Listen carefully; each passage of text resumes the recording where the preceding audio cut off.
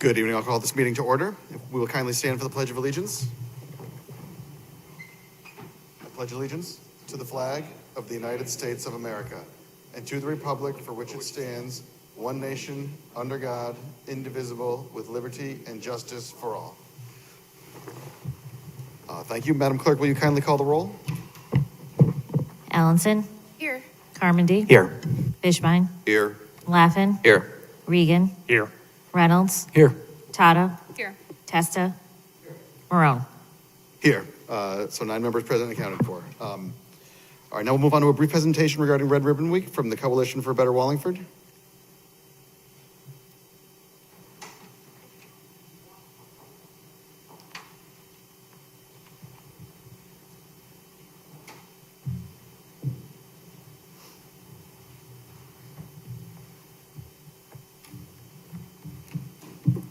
Good evening. If you kindly identify yourselves. Good evening. Diane Mark, Executive Director of the Coalition for Better Wallingford.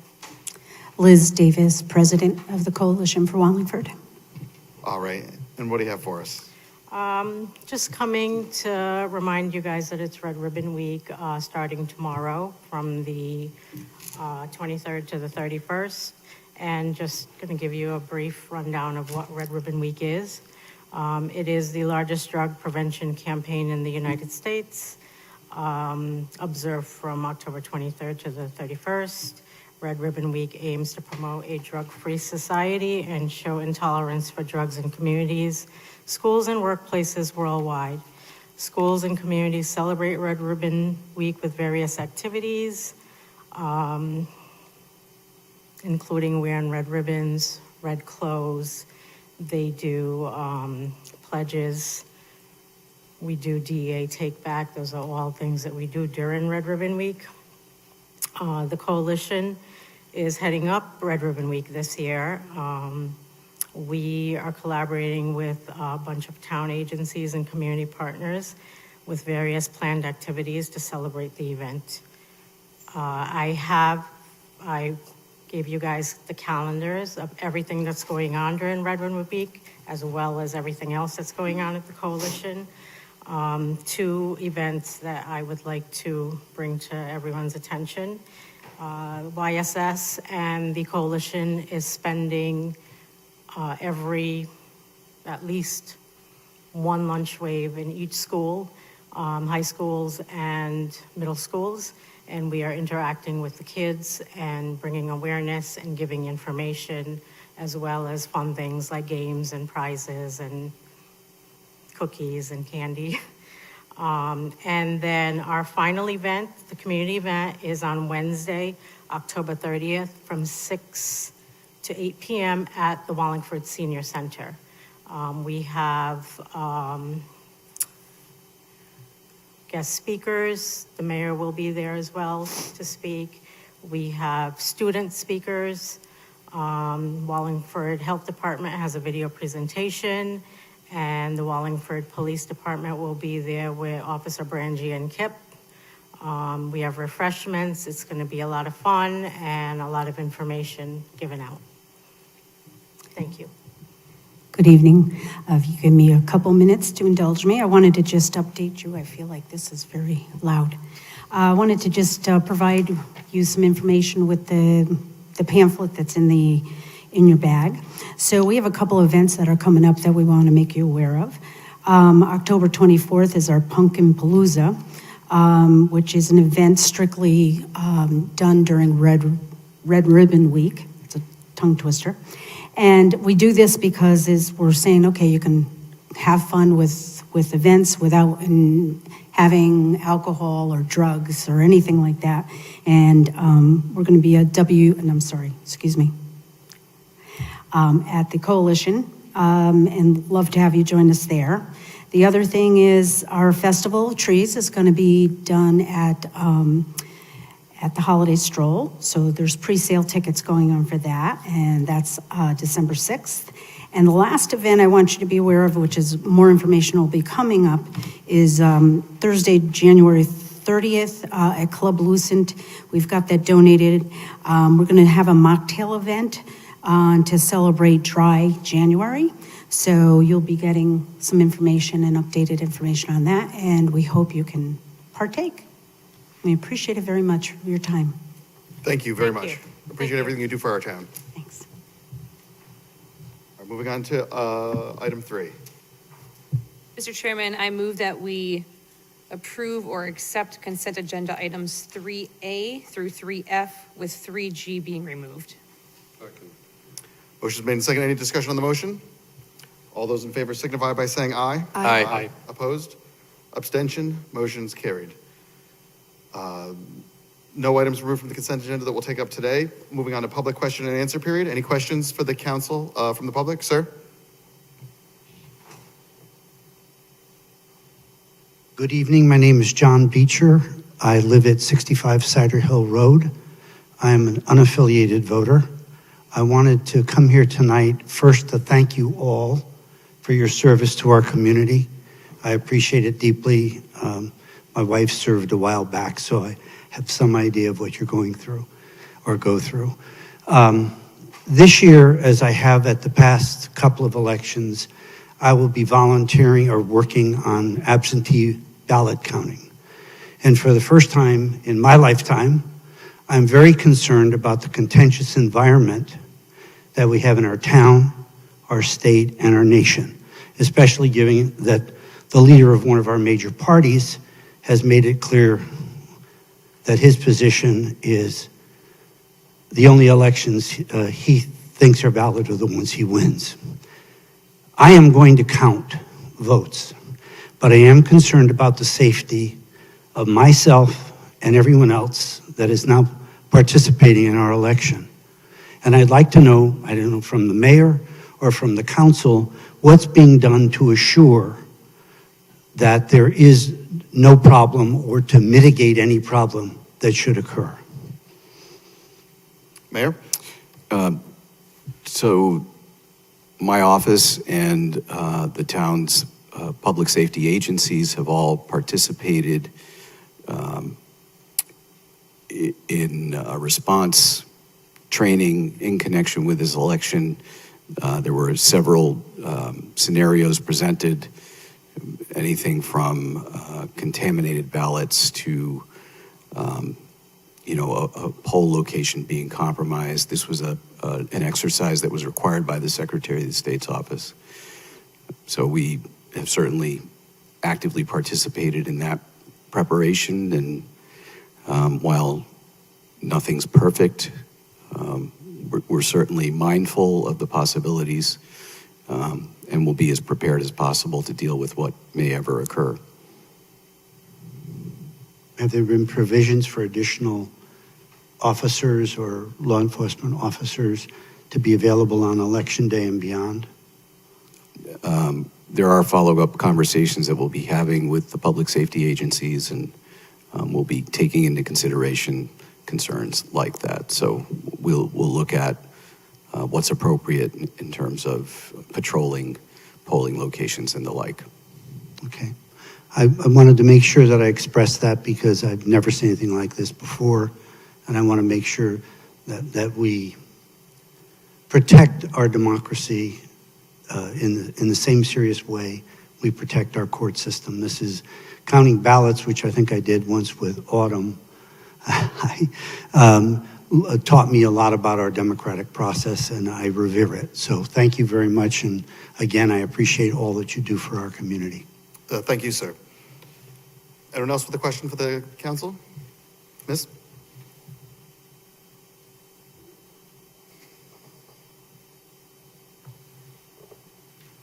Hi, Leslie Williams, 595 Woodhouse Avenue. As a poll worker, I just want to say that some of the polls, it's very difficult to get cell signals. So it's not always that easy to get help from the outside. So just keep that in mind. DAG is horrible in that gym to get. It makes it very difficult for other locations to call them and for them to call out. But that's not what I'm here to talk about. I want to thank you for accepting the donation from Wallingford Little League at your last meeting. I don't know if you realize that Wallingford Little League and Yalesville Little League have combined at this point, and they are looking for upgrades at Parker Farms, and the donation they gave to the town was to go towards those upgrades. I would like to remind the town council that much of the ARPA money that the Wallingford Little League received was used for upgrades at their Vietnam fields. And at the time, I don't know if Councilor Fishbein remembers, when he was on that committee, he was shocked that that's what they were using their money for, things that the town should have provided and not have to take out of their own things.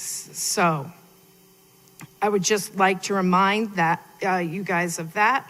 And I think that maybe, and we're going to talk about Pregman Park today, that maybe not having the recreation department come and speak to you before, but during budget season might not be the best thing going forward, and that maybe he should be able to be taking questions from you. Thank you. Thank you, sir.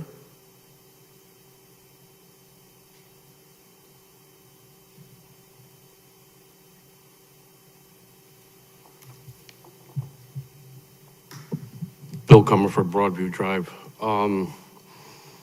I was doing a follow-up on the assessment for the town-owned buildings, which went out to bid, I'm guessing, probably around April or so. And from what I understand, probably a large percentage of these reports are within the town's possession. So I asked through an FOI request, that if I can get a copy of the reports. And the response was that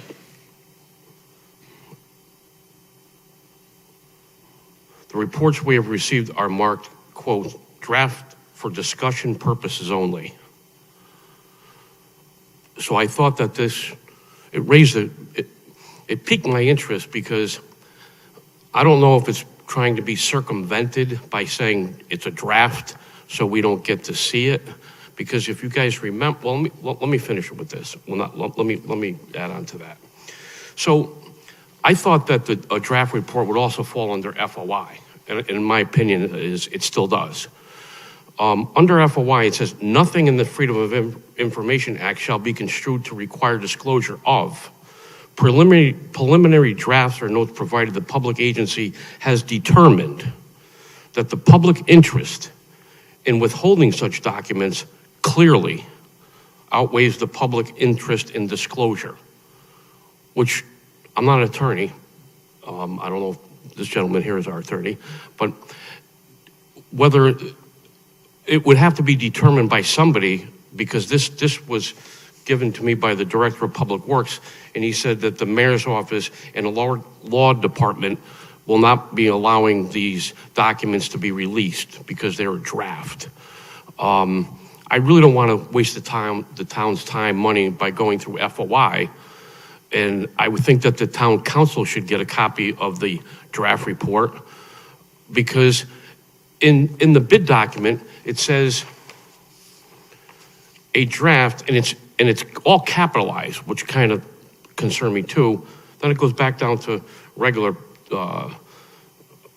characters, and with the town's input, comma, the back to capitals final report shall encompass, and it gives a couple items. Another thing that concerns me about it is the last time that we talked about a draft report was when the former mayor had a press conference, and he marched up his committee that he had, and we talked about things that were in the draft report, which we would have never known, because in that report it suggested that the draft report disappeared. And none of us would have known any of this if that draft report disappeared, which concerns me, because this language, which was written by the Director of Public Works, it clearly, in my unprofessional opinion, it seems to give the town a chance to water it down, massage it, remove, kind of like what we talked about back when with the police station. None of us would have known that there were PCBs. And we don't know what else it might be in this draft report. Because there might be things, it's kind of like having a home inspector. You pay the home inspector because you want to sell a piece of property, but the home inspector tells you, well, there's a lot of things here. But, okay, well, here's your VIG. Here's your money, don't tell anybody, okay? Let me put siding on it, let me patch a couple of things up because I want to hide as much as, and I'm not saying this would be the case, but it gives you the opportunity to hide things. And that's the perception that I'm getting from this, because why wouldn't we want everybody, why wouldn't you guys want to know what the draft report says? And I'm just asking the administration, is that really truly their opinion that they feel, based upon the disclosure, that the disclosure far outweighs giving it to the public? The draft reports are currently under review to make that determination. Once that determination is made, they'll be subject to release. So somebody's going to determine then if it falls or if it doesn't. That's what I'm hearing by, I'm assuming, the law department? They're being reviewed by the Director of Public Works, the Law Department, and my office, Okay. or myself, rather. And again, I encourage the whole entire town council to follow up on this and demand a copy of the report. We paid for the report. I don't want to see it watered down. I don't want to see it massaged. Thank you very much. Thank you. Anyone else for the question? Sir? Good evening, Jason Michael, Meadow Street. I had a quick question for the chair or to the mayor through the chair, whoever can answer it. The question is there a standing policy from the administration to departments regarding FOI requests? In other words, I've called the department, asked for information, and gotten it after being on hold for 2 minutes. I've called a department, been told I'd be called back, and got the answer I was looking for. And I've also, more times than not, been told, you need to put this in an FOI request, and then you have to wait up to 4 days to find out that they got the FOI request, and then they have a reasonable amount of time to respond, which could be 30 days, 45 days, whatever I guess reasonable is determined. I just didn't know if it's arbitrarily decided by the department head whether or not we have to jump through the hoops of that FOI request.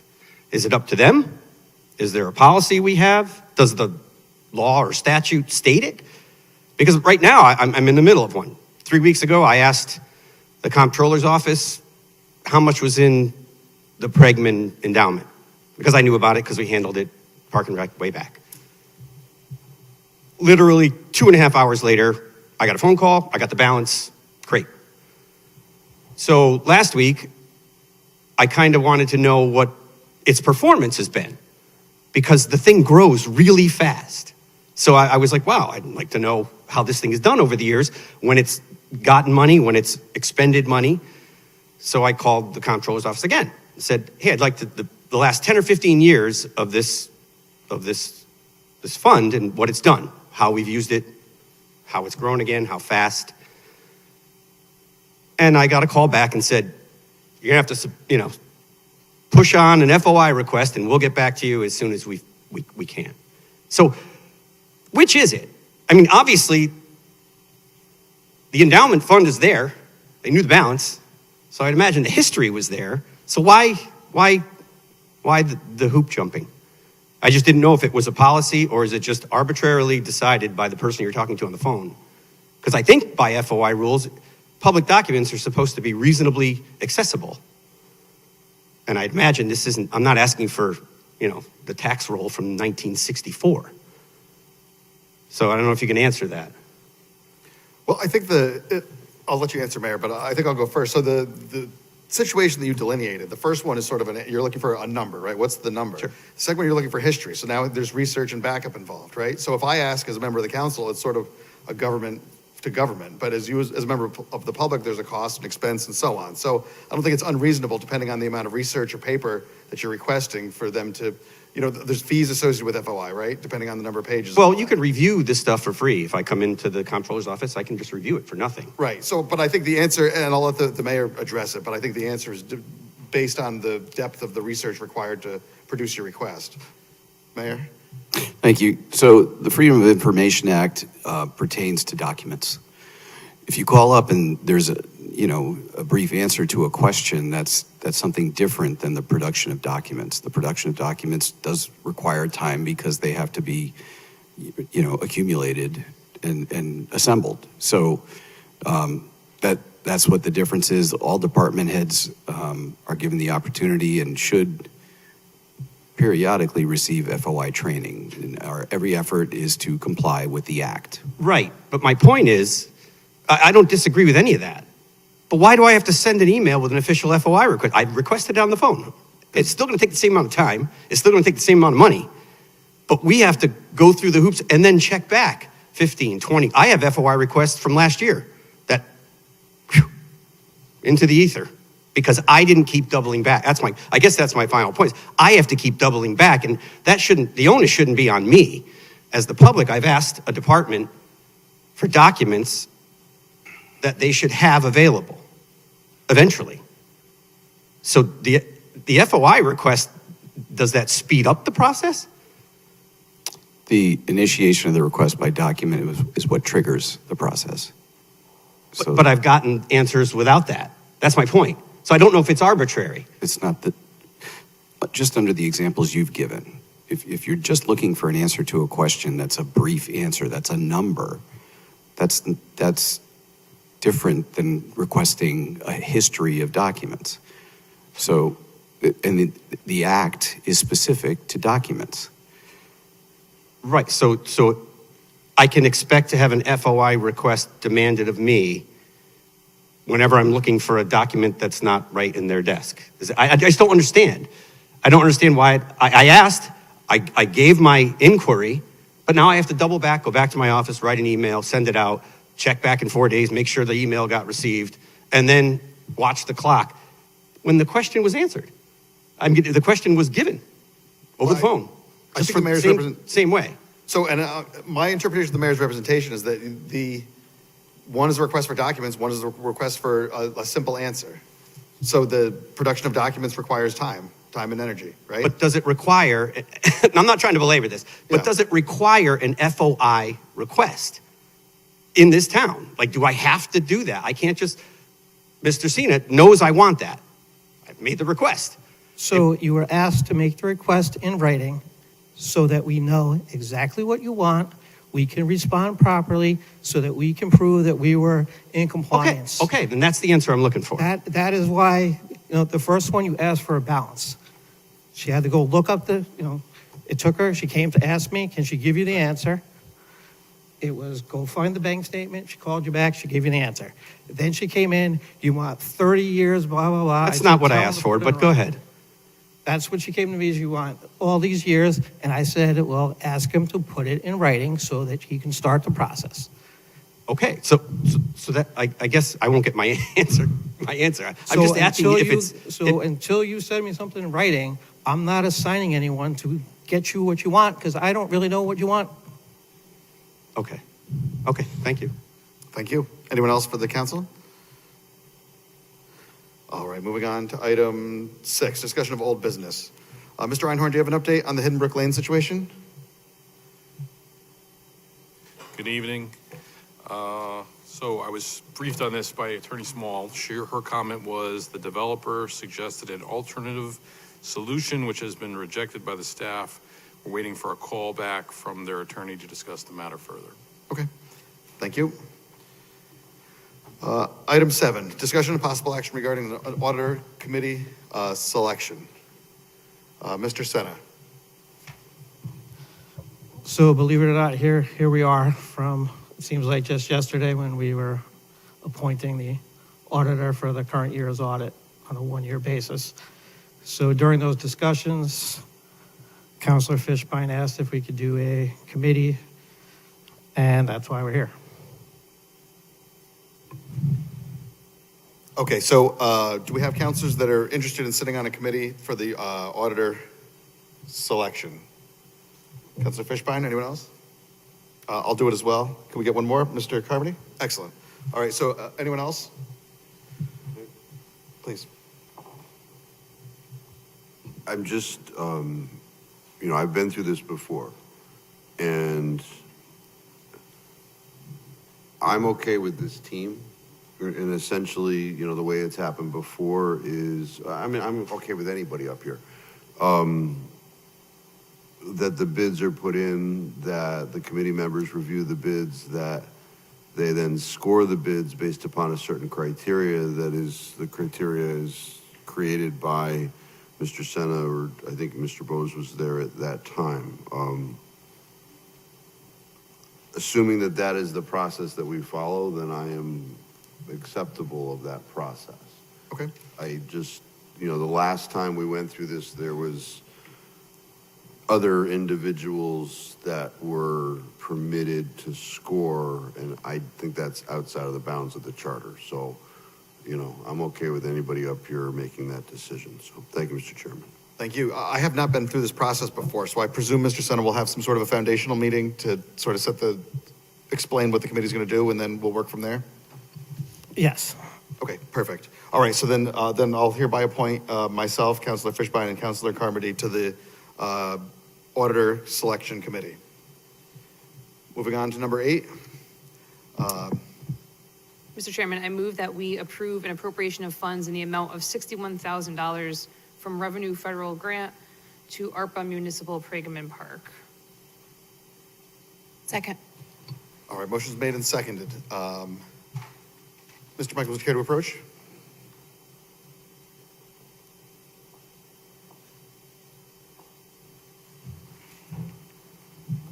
Good evening, sir. If you could introduce yourself for the record. Good evening. Kenny Michaels, Director of Parks and Recreation. Thank you very much. So this item came up at the last meeting. Questions on this item? Mr. Fishbein? Thank you. Kenny, I don't know if you were able to watch the meeting last time. I watched a portion of it, not all of it. Okay. There were a lot of questions asked. I just giving you an opportunity to, perhaps some of the questions that were asked. If you wanted to try and answer those, or do you want to start fresh? We could start fresh. Okay. So it appears that from the backup that we got, that an estimation was made for the installation of a court at Pregnant Park, and it was significantly different than what came in. Correct. So I guess the first question is why? So that pricing was based off of, we submitted those forms, I believe it was December of 2022. The pricing we got was as of October 2024. The cost of post-tension concrete and the construction cost has gone up significantly. We've added a sidewalk to this, so we're going to have a paved sidewalk going from the parking lot to the basketball court, which is included in the price, which I didn't account for in the first one, which was just a court replacement. So there is a significant cost going into the post-tension concrete construction of sport courts. So I think what you're saying, I don't want to put words in your mouth, is it's not necessarily an apples-to-apples approach. You were estimating based upon just a court, but this project is more than just a court. Correct. We've added a paved entranceway, walkway to the court. So the topography and the condition of that particular, of Pregnant Park compared to, I think Doolittle is the one that was utilized for the estimation. The Doolittle tennis courts, not the basketball courts. It was the tennis courts. Yeah. The topography and condition of those two parks in comparison, I think Pregnant's a lot more wet than Doolittle, right? As a park as a whole, yes, but in this vicinity, not as much as the western side of this park. So the western side of Prague, which is like the Oak Street runoff, so the backside of Oak Street, which runs down to the west side of the park, that part of the park is significantly wetter than the other areas. Where the basketball court located here, you can say it's semi-central to the park, closer to the back parking lot, which doesn't get as wet. The park as a whole gets wet, it's in a bowl. But from comparative purposes, the west side is significantly wetter than where this court is located. So there were some questions at the last meeting about the wear, not utilization, but perhaps water negatively impacting this court at Pregment differently, calling for more maintenance and that kind of stuff. Do you concur? Have you given any thought to that? In my opinion, I don't think that the water for this park is going to affect that sport court in that area. Okay, I thank you. That's all I had for right now. So thank you, Mr. Michael. You're welcome. Councilor Tata. Thank you, Mr. Chairman. Good evening. Good morning, or afternoon, night, whatever. I know, it flies by. So a couple of these I had asked at the last meeting, but I just want to clarify with you. This is the same contractor that did the court at Doolittle, correct? No. It's not, Nope. okay. Nope, Okay. this will be the third different company so RNS Sight and Sport did the tennis courts, Classic Turf did the basketball courts, now this is Hinding Sport Courts, which got the bid for this one. Okay. and They did the resurfacing of Harrison Park for the pickleball. Okay, so, because I know there's been issues with the basketball court at Doolittle, so this is a different Different company. contract. Did we not choose that initial company because of the issues, or just this? Nope, lower- nope, Hinton came in as the low low bid. bidder? Okay. So the $160,000, I know it was like 60,000 more than we were anticipating, but you're saying that's just cost of concrete, that's typical? So the cost to do post-tension concrete courts, whether it's tennis, pickleball, basketball, has increased substantially. Okay. Can we do asphalt courts? Do we not do that anymore? Could you? Yes. Do we want to from an investment standpoint? I'm a taxpayer. I wouldn't. It's penny wise, dollar foolish, right? It's going to look good for 4 years. It's going to begin to crack. Then we're going to be chasing our tails for crack repair. And then by year 8, you're going to be looking at probably a court reconstruction, where post-tension concrete, I know sticker shock up front, it's like, wow, it's a lot of money, but you're getting a 20-year warranty on the structure. So if we get a crack in the structure between now and 2045, we're covered. Where if you pave it, there's no warranty, there's no coverage, there's no nothing to it. The minute it cracks, it's going to expand, and it's going to get worse. I mean, if you look at the crack repair that was done this summer, will be year 4, I believe. We're 3.5 years into the resurfacing and the crack repair at Harrison. It's starting to crack again. And it's expanding through the repairs, which we knew could have happened, right? The goal was probably to get about 5 years out of that repair that we did, which probably will hold true. We'll probably get 5-6 years out of it. But then we're going to be looking at new pickleball courts at some point at Harrison Park. It's going to be coming. And there's going to be a significant cost to that. So those aren't concrete, or they are? No, they're asphalt. Okay. Got it. Then I also wanted to just know about the usage of this court. I know I've been there a bunch for softball games, but I've never really noticed basketball. Is this a highly used? It gets significant use. I mean, if you go down there, Monday through Friday right now for football, you have families that stick around. Kids are playing basketball. If you go there on a Saturday morning, the court's busy. Okay. The court gets used. I mean, our outdoor sport courts get a lot of use. Whether it's just shoot around, pickup games, kids just hanging around, just not even organized games, just kind of hanging and playing, they get used. Nice. All right, and then I'm not sure if this is for you or maybe for the comptroller, but so the endowment, that came up last time. Do you have the balance of that, Mr. Senna? I have it, Tim, if you don't have it in front of you. As of September 30th, there was 164,000. Okay, and that can be used for anything for that entire park? Within that, so yeah, as long as the park remains named after Irving J. Pragman Park, there's a quarterly deposit that goes into the fund. So it can be used for anything at that park, which we've used over the years dating back to my predecessor. All 6 backstops that were put in the softball fields were used from the endowment fund. We used $11,000 this summer for fence repairs. We helped Girls Little League pay for the safety toppers to cover all the tops for the fields. That was probably over the course of 2 purchases, I think maybe close to give or take $2,000. So there are some things coming up. We've been working with our senior softball group and the girls softball league that plays there on the expansion of the dugouts. It's something we've talked about. We've taken the measurements. I'm putting the bid specs together probably within the next couple of days to put out to bid to expand the dugouts. If you look at the dugouts down at Pragman, they were built for kids to show up with a bat and glove. Well, you know, I know Councilor Marone has kids that play baseball. The equipment bags today are like, you know, carrying suitcases. So, you know, it's not conducive to what kids are bringing to the field and what they need to get in. So we're going to need to expand the dugouts, which I planned on using the Pragman Endowment Fund. I'm working with, it was a plan that was started prior to me, kind of put on hold for a bit, but we're going to move it away because we were going to ask Public Works to do it, along with everything else that we asked them to do. But we're going to try and convert the pavilion into a storage garage to help with Wallingford football with their equipment needs and Wallingford Youth Lacrosse. Because we're dealing with storage containers that are sinking on the west side because of where they're located in saturated soils, and it's just starting to sink and ruin equipment. So again, something that we take out of the Pragman Endowment Fund.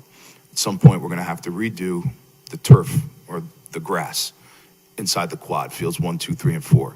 Now, what season are we going to impact and when are we going to do it? That's all to be determined, but that's something else that would come out of the Pragman Endowment Fund. So there are things that we began earmarking and discussing and looking to use that money for, which is why I knew that we were coming up against a deadline. I knew there was ARPA money available. So what better way to use it than to complete that project while we have it earmarked for others out of the endowment? All right, and you said there's a quarterly deposit. About how much is that? Does that fluctuate? It does.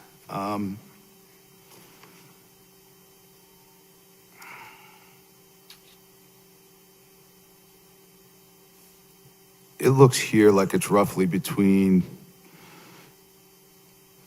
like on September 20th, 2022, $2,700 went in. Actually, I'm sorry, it looks like it's monthly. And then 3,100, it depends on the market, 2,100, 2,500, 2,700. It fluctuates. Or that's quarterly? Yeah, it looks like November 2022, there was not a deposit. I'm just trying to get a ballpark idea of how much money that's, you know, earning every year. Interest, I couldn't tell you. Okay. But it's fluctuating. Looks like it's anywhere between $2,100 and $3,100. A month, okay. All right. I mean, I've been, as you know, I've been in favor of using ARPA money for our parks from day one. But for this one, I'm just wondering if we should be using the at least the 60,000, not the 100,000 we already have, but at least the 60,000 out of the endowment and not out of ARPA, so that we could use the ARPA money for something else. So I'm not necessarily against this. I just try to figure out if we should just use the money from. Well, if I play devil's advocate for Sure. a minute, so if you do that and then we take the 60,000 out of the fund, and then the other projects that we have earmarked, if we don't have enough covered in the endowment, I'm going to be coming asking you for taxpayer money. So it's like you pick your poison at that point. So those other projects, you're thinking that's going to deplete the entire endowment? Well, the sod project to redo the grass will most certainly. Okay, thank you. I appreciate it. Thank you, Mr. Chairman. Thank you, Councilor Laffin. Thank you. Agreeing on the warranty thing, that's good. It's going to last longer. That's great. That answers the main question or concern that I had in the last meeting. The fund, this sounds like it's $164,000, and this is $60,000. It sounds like this fund is more for like putting doilies on the dining room table than instead of buying the dining room table, right? Like It depends on what you're getting $2,000 things versus buying the whole like field. Yeah, I mean, we use it for in a hurry, like in a pinch stuff. If we're in a budget year and we realize, oh, you know what, the fencing's getting really bad. You know, we need to repair this now. We go get our quotes. We pull the money out of the endowment at Pragman. We do the repairs and it's done. Okay. You know, we realize, all right, we need to get X, Y, and Z for the park, or the bench is bent. Somebody damaged the bench. You know, player's bench, we got to take it out, go order a new one. We take it out of Pragman Endowment Fund. So that was my next question. I was going to ask for a friend. Is there a bench at the basketball field? Basketball court, sorry. No bench, but there's 3 picnic tables right there that have 2 benches on either side. So that would equate to 6 benches to a picnic table. I only make it as far as the soccer field, so there's a concern on another part. I do it, you know, so great. I'm all set. Thank you. You're welcome. Thank you. Any other questions on this topic? Members of the public, questions on this topic? Sir?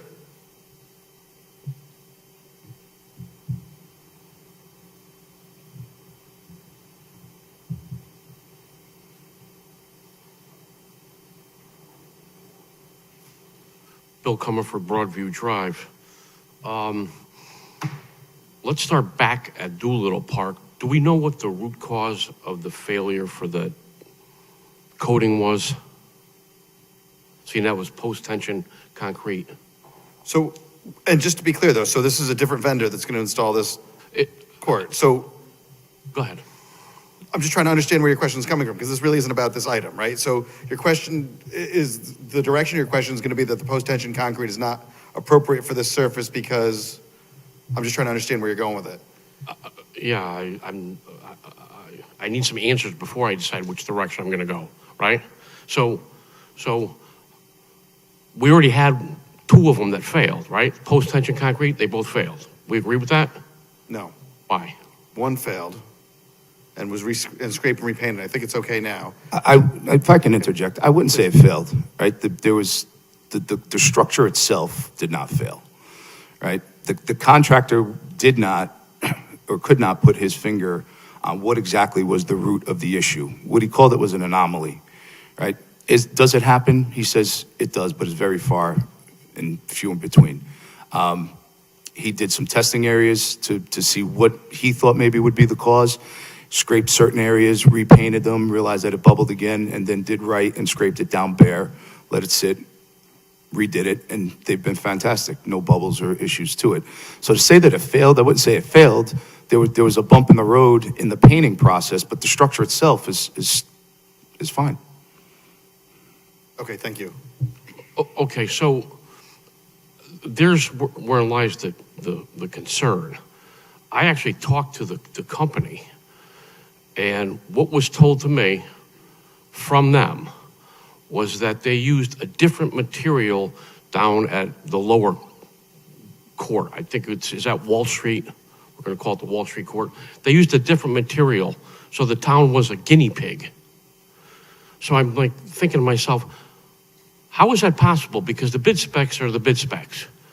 Did anybody authorize a different use of the material? That's why I was going to ask the director if he was aware that that's what took place. Was it simple yes or no? I never heard that.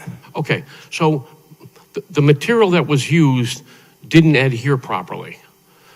They told me that they tried something different, so hypothetically, say the material that was spec'd was $100,000, but then they decide to use something that cost $5,000, and then we're gonna try it out, but the town becomes the guinea pig, but nobody knows that.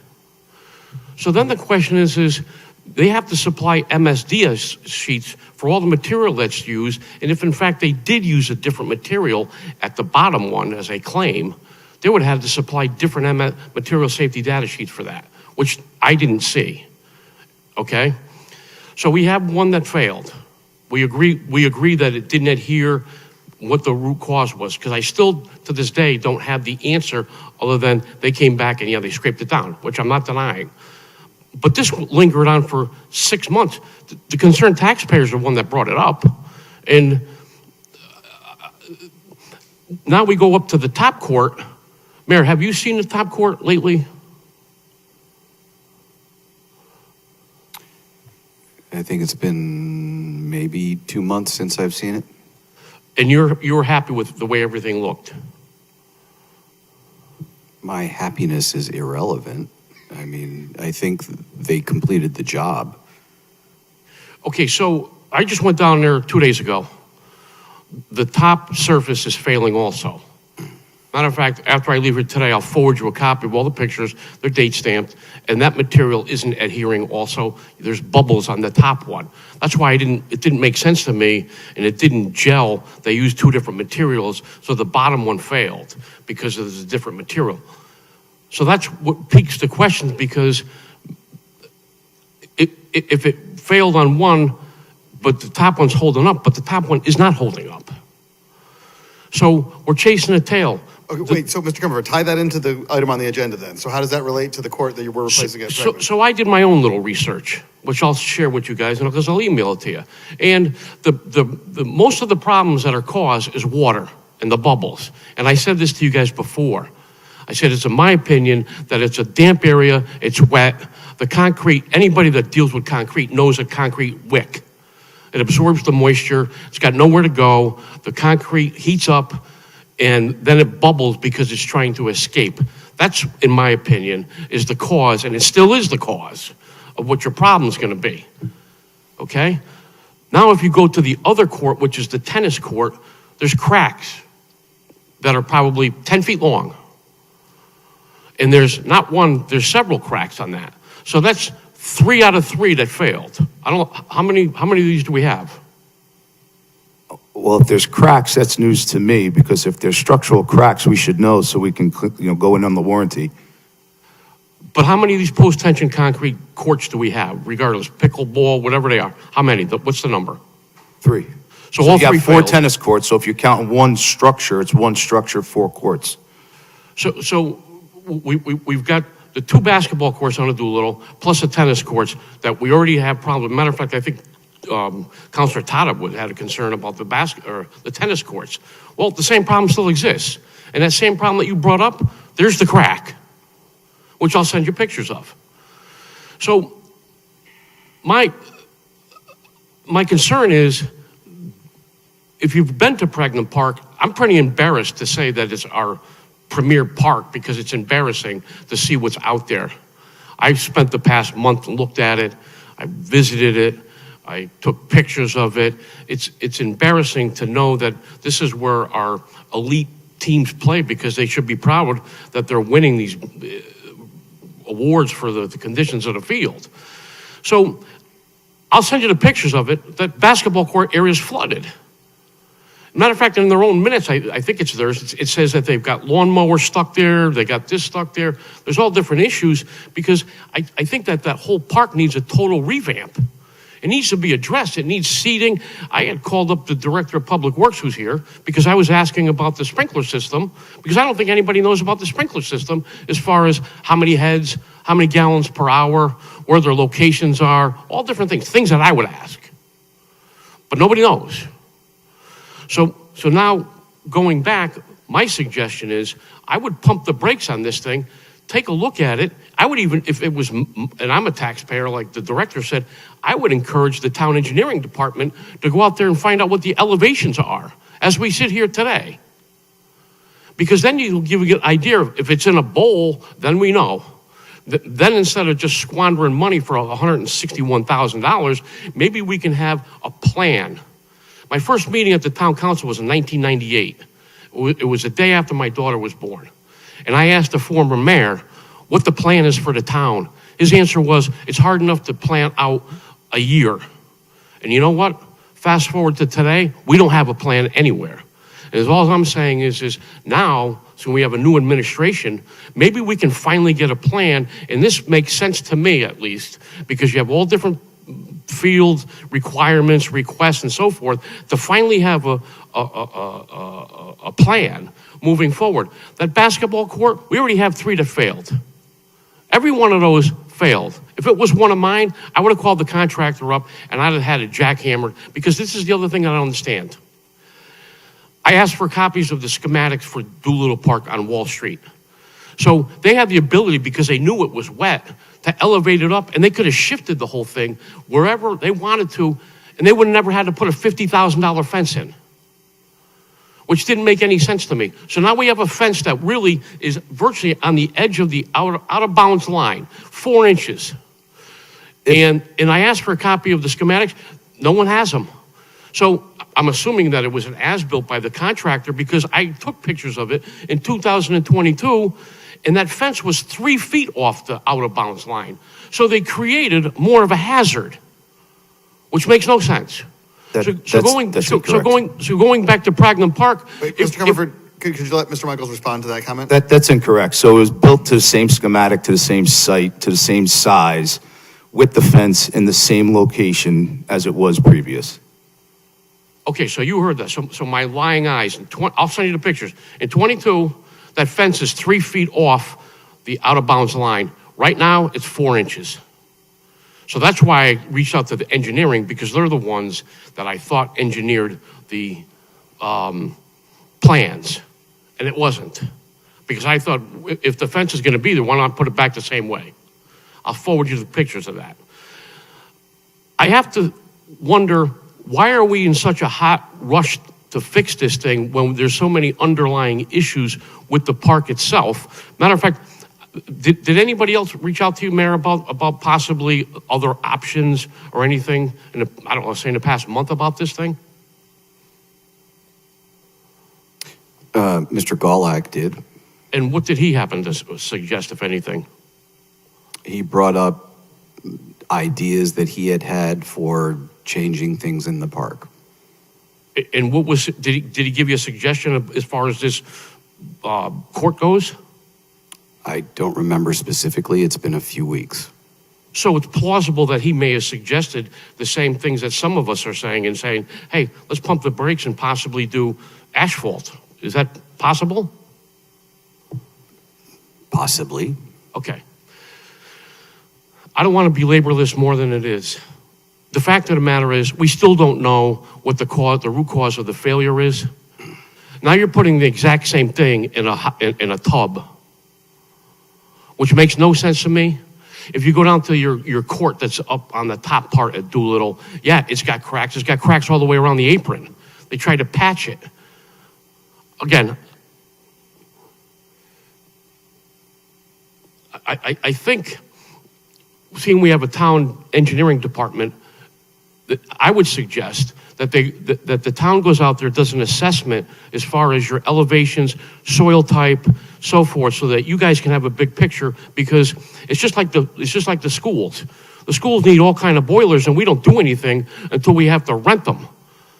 And the same thing's happening with the park.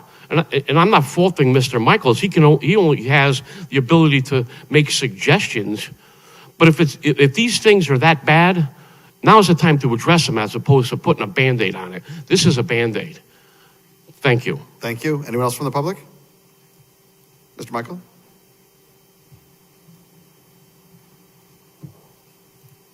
Jason Michael, Meadow Street. So I kind of want to focus more on the money being spent. And the director said penny wise and pound foolish, which is a perfectly applicable term in 180 degrees the other way. We're spending $161,000 for a 20-year warranted surface.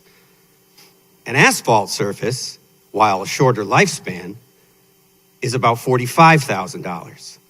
So we could do 3 of those, and they're warranted usually between 10 and 12 years.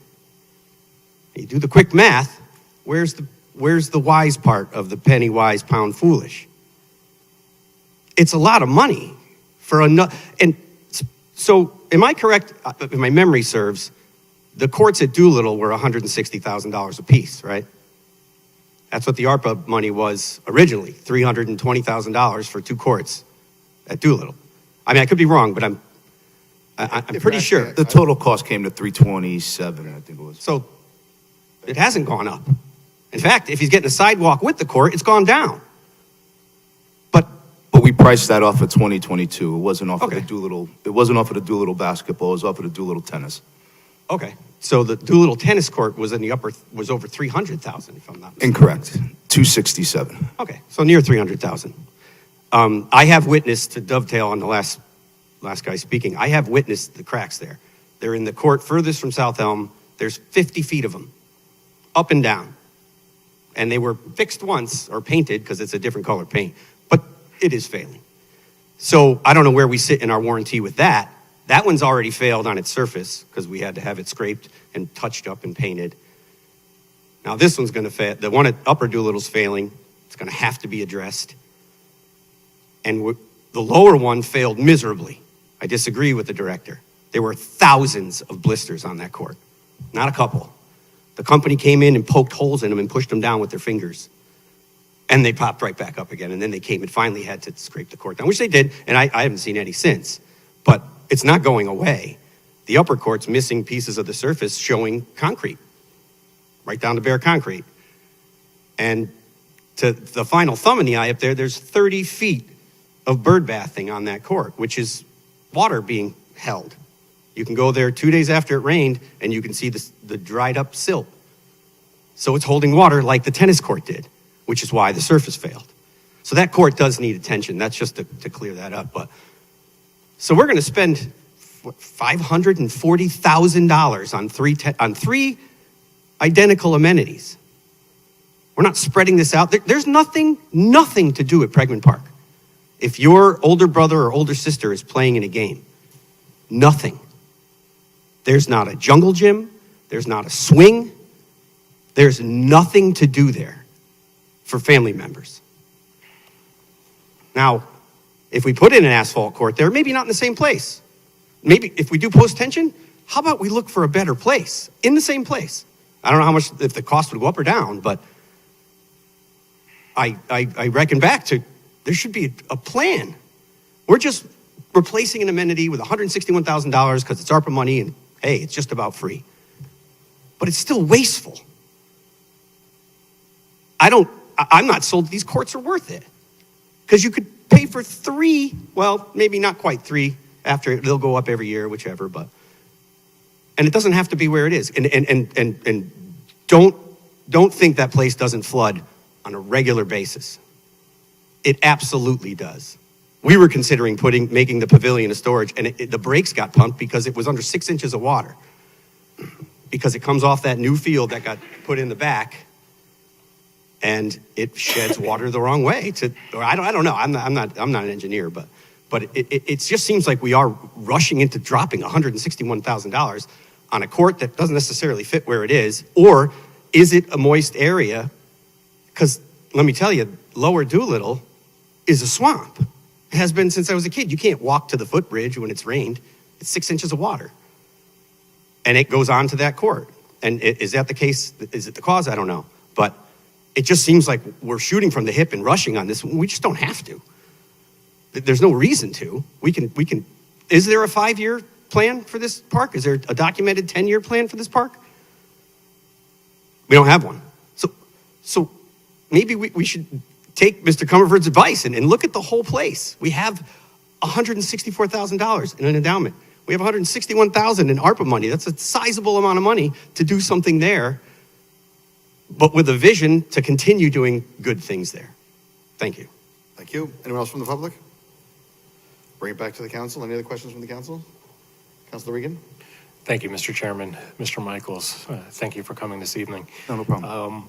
Couple of questions. Do we have a rough approximation of how much this walkway is going to cost outside of the, when you take a look at the $164,000, what proportion is the walkway? Yeah, it's $7,950. All right. Just doing some cursory research about post-tension concrete versus asphalt at different times, from a variety of sources. I'll make a quote after seeing us on 2 websites that after 25 years, the total cost of installing and maintaining post-tension concrete courts should be 20 to 30% less than for asphalt courts. Is that the premise that we're working on? Can you repeat that? After 25 years, the total cost of installing and maintaining post-tension concrete courts would be 20% to 30% less than for asphalt courts. We haven't gotten that far with any of them yet, but the premise, so if you're looking at longevity and long-term, right, you do have to maintain them. So you have to clean them. It's recommended, I believe it's like every 5 to 7 years, clean the courts, and then they're due for like a repainting anywhere between like years 7, 8, 9, or 10. So as long as you maintain them, take care of them, I don't know where we're gonna get an asphalt court for $45,000 when the hoops alone are costing almost $15,000. So that figure is kind of really lowballed, where we probably would end up spending significantly more if we had to do 2 or 3 in the same 20-year time period. So we're assuming an 8-year lifespan, which I think is a little too aggressive, but let's go with that. 3 times at 45, let's call it $50,000 a year. That's ultra conservative. brings you to approximately the same amount of money, plus we get a walkway. I mean, if I can just give you an idea of what asphalt's costing now. So I was talking to a colleague of mine today at a training session from Rocky Hill. They got quotes to pave and to post-tension concrete 5 tennis courts. It was $600,000 to pave it, $900,000 for the post-tension concrete. Okay. All right, no further questions. Thank you. Councilor Testa.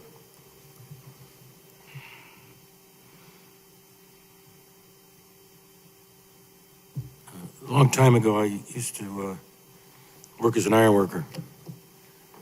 That's probably why I can't walk. And I worked on quite a few jobs where we did post-tension concrete. It was with cables and had to set up rebar and so forth and so on. So I'm familiar with the concept. I did some research myself on this, and all of the research that I found indicated that, you know, there was certainly a long-term value regarding not cracking, not, you know, dealing with all sorts of conditions, so to speak, right? Resistance to settling, heaving. I mean, you've got basically stretched rebar holding this stuff together. So I don't, you know, I'm okay with the decision or the concept of going with something like this over asphalt with the increased cost, given the long-term durability and less likelihood of cracking and maintenance and replacement. What I want to know is most of, if not all of the problems that were pointed out with the Doolittle courts, for example, had to do with the finishing of the courts. Yes. Well, yes. Yes, rightfully we pointed out that there's cracks along the perimeter. That's not post-tension. Not post-tension concrete, but okay.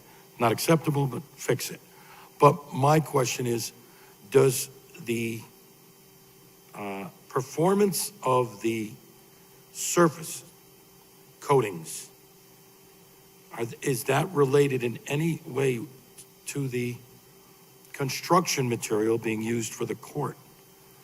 Unless someone said, it's concrete, this is asphalt, and that causes a problem, and that's why everything bubbled. Or is this just a mess that had to be fixed? That I don't think I can answer for you. In conversations with the contractor, he felt it might have been the paint batch. But then after looking into other jobs that he did using the same paint batch, he didn't have the problem. So he didn't have a pinpoint answer as to what the issue was. Is there anything that indicates that you've come across, or anybody, and anything he said that indicates it was related to the construction practice? Not that I know of. Because that seems to be what everybody raised as a big issue. I understand the arguments against utilizing this type of construction is now cost-based primarily. And that's why I said I can understand paying more for this type of construction. As long as we're not faced with the same type of problems we had with the surface. Oh, I agree with you. Bubbling and this, that, and the other thing. Mhm. And if that is addressed and repaired, you know, there's no excuse otherwise. But Agreed. that's why I wanted to ask. Okay, thanks. You're welcome. Thank you. Councilor Fishbein? Thank you, Mr. Chairman. So, we heard from a member of the public about cracks on one of the courts that could be covered by a warranty. And, that raises the question, what is the practice right now with inspecting courts to find these kinds of things that could be covered by a warranty? Generally, it's reporting back. So if somebody from the public sees a crack in the court, it's kind of like general, I guess you can say, issues at a park, right? If somebody sees it, you say something, you report it to us, we go look into it and see what the issue is, get it repaired when we can. I do have a part-time maintainer that does look at it, like if the courts have to be blown off, if they have leaves and things on it, he brings a backpack blower, blows the courts off, and if he notices anything, he reports back. I don't think he's been down there recently. This is the first I'm hearing of cracks on the tennis courts at Doolittle. If they were noticed and somebody did see them, I don't understand why it wasn't reported to us to look into. But I guess you guys are the reporting agency, so if we would have known, we would have went and looked at it, so I'm sure I got something to do tomorrow. Yeah, I mean, but that whole thing gives me significant concern. Because, you know, if I'm going to go use a court, I'm more concerned as a taxpayer and a recreation person having a good time. You know, more than likely using it on the weekend. By Monday, you know, I'm back to work. I'm going to assume as a taxpayer that those that are in charge of the department are doing some sort of inspection, and especially when we're spending a lot of money here. So you're sort of pushing me towards the asphalt situation, because if we're just going to let it do what it's going to do until it fails, I mean, the concrete looks great. I mean, the concrete courts look great, right? But if there's no period of inspection, you know, and that seems to be a running theme. We went through all this stuff like, you know, like a year ago about reviewing the parks and all that stuff. And, you know, I don't know where we are with any of that, but I'm just really concerned, you know, and you run the department the way you run the department, you know, the administration tells you what to do and the expectations I hope are met. But if the answer is what I'm hearing, then I don't think it's an appropriate expenditure of taxpayer dollars. It's not taxpayer dollars. What is taxpayer dollars? Any dollar that we spend up here is taxpayer dollars. Whether it comes from the feds or it comes from the state, the taxpayers gave it to the government. I mean, the whole concept of ARPA is extra money that was printed or found somewhere, right? It came from the taxpayers. And ultimately, the taxpayers, through increased taxes that we have seen since ARPA, are paying that money back. So it is taxpayer money. You know, it's unfortunate. I don't, you know, we have a Park and Recreation Commission. It's in the charter. Unfortunately, in my opinion, they've been basically don't exist. They don't meet. I think they meet quarterly now, whereas... No, we meet 10 times a year. That changed. That changed? Yeah, so it must have changed. When did that change? Start of last year, the end of last year. It was So we have 10 2 meetings times coming before, and then when the new leadership came in, they went to quarterly, and I mean, I don't understand. If I was on a commission like the Park and Rec Commission, you know, I know they're advisory to you, but, you know, maybe they should be charged with looking at these expenditures, because we're talking about hundreds of thousands of dollars that the taxpayers have paid for in the past for these new improvements, and we should be making sure that they are up to snuff. And then certainly if we have a warranty, I don't understand why we don't have a standard operating procedure for inspections, but, you know, I'll leave it at that. I mean, I appreciate the exchange. Yeah, no, I understand. Yeah, I'm just disappointed. So, but not your fault. I mean, it is what it is. So, but thank you, Mr. Chairman. Thank you. Anyone else from the council? Madam Clerk, will you kindly call the roll? Allenson? Yes. Carmody? Yes. Fishbein? No. Laffin? Yes. Regan? Yes. Reynolds? Yes. Tata, No. Testa, Yes. Marone. I vote yes, the motion passes. Thank you. Thank you, sir. Have a good night. On to number 9, discussion of townwide paving.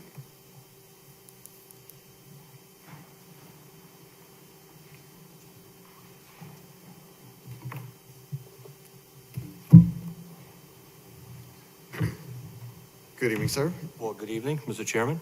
Your name and Councilors. I'm sorry? name and title for the record, please? Yeah, Rob Boltramitis, Public Works Director. Thank you very much. Councilor Reynolds, this is your item. Thank you, Mr. Chair. Good evening, Director Baltramitis. Good evening. A little bit of a backstory, if I will, if I could. So there was an article in the Record Journal back in June about the fall planning to pave, and sometime shortly after that, I got a couple of inquiries about that. And then through whatever, it ended up not getting on the agenda until now. So in the interim of that time, some of the questions I have that have been sort of answered, so I'm not going to keep you here longer than you need to be. First thing I wanted to say, though, is thank you, by the way, because the area around Celebrate Wallingford, the parking lot in the back, the street up front, it looked fantastic this year. And so I appreciate that a lot. And the other thing is, unbeknownst to me until I saw it all happening, the neighborhood around the corner from me is all being repaved and resurfaced, so I have a very nice place to skateboard, which, again, thank you. And my neighbors are happy as well. So the first thing I did want to ask is, you know, just in general, like, how is it going right now? You've had good weather, which probably is helpful. Yeah, so I guess to briefly report on our fall paving program, it's robust. And what I mean is, let's go back. Let's go back to what the town typically does for its paving program. We get our money primarily from the pilot program, the electrical, division pilot program, and that's based on a formula, what comes back to the town, and it's always gone into the cap non-recurring funds, usually $1.7, $1.8 million based on the formula and how that's figured out. Out of that 1.7, 1.8, typically $1 million of that has been assigned to roadways for paving. This year was no different. There was $950,000, almost $1 million. We had good weather through the winter, so Public Works was able to prep roads for paving. So prepping a road, we're going out looking at catch basins, we're looking at the storm sores, maybe cameraing them to make sure the integrity is good. So when we put a paved surface over it, we're not going to get a sinkhole a year later. That's why you'll notice for the roads that are getting paved, you'll see new catch basin tops. We do all that prep work. So we were able to prep a heck of a lot of roads over the winter because of the good weather.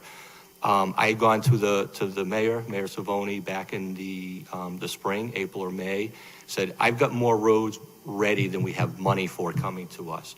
The administration was able to shake loose $500,000 from an account, I forget the name of it, new debt financing, $500,000, so that gave us $1.5 million. We're spending all of that this fall. We're doing about 3.5 miles of mill and pave. And we got some heavy hitters in there, North Plains Industrial Road and North Main Street Extension. Big volume, wide roadways, and like I said, 3.5 miles. So like I said, it's robust. We're spending more than we typically do. And with monies left over from previous fiscal years. So for the 5 years I've been director,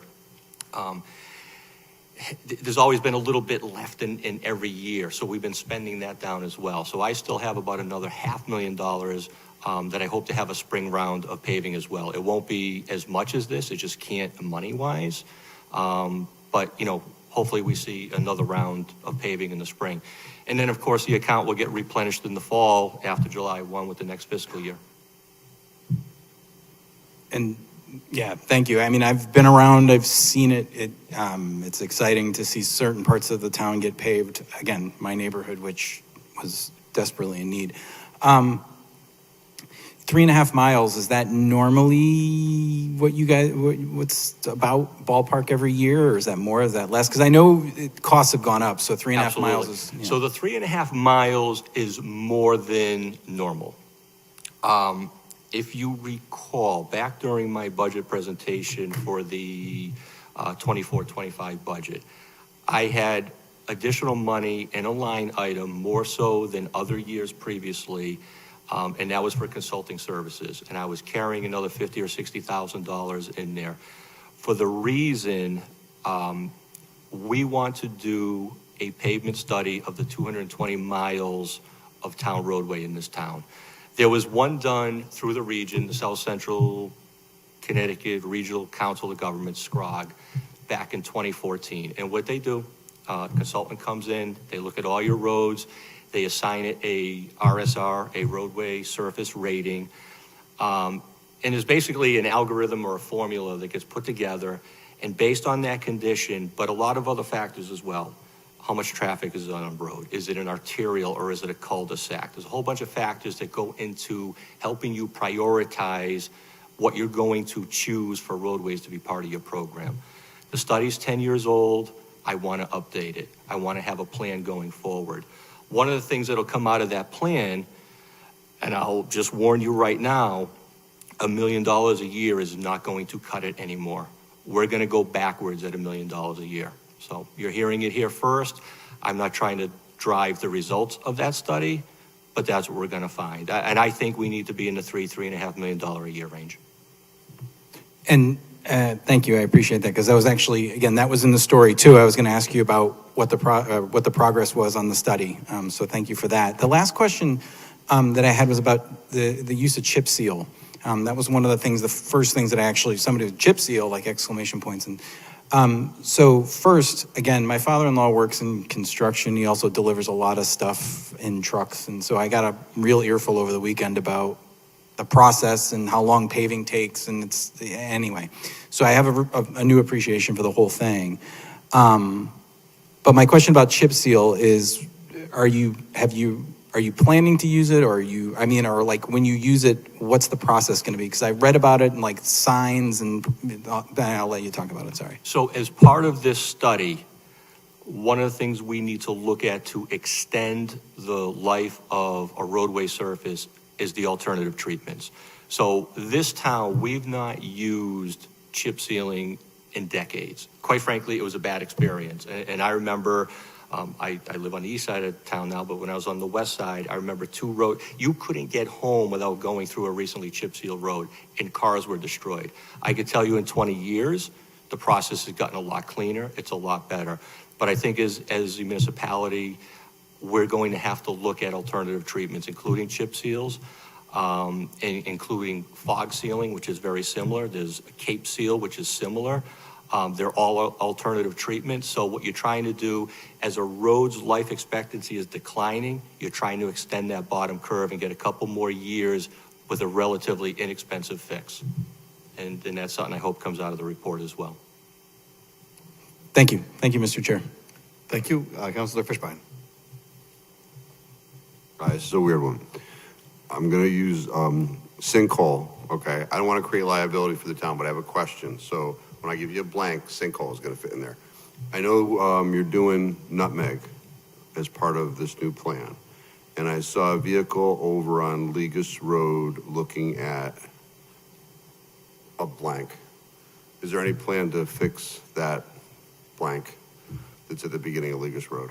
Well, the blankety blank, I don't know if it's a blank or it's an actual whoop in the road. And there's your engineering term right there, because there is a section of Legas Road as you get past or in the proximity of the driveway to Burns and McDonald, or it's had a lot of names over the past. That was just part of the original construction. It's been there for decades.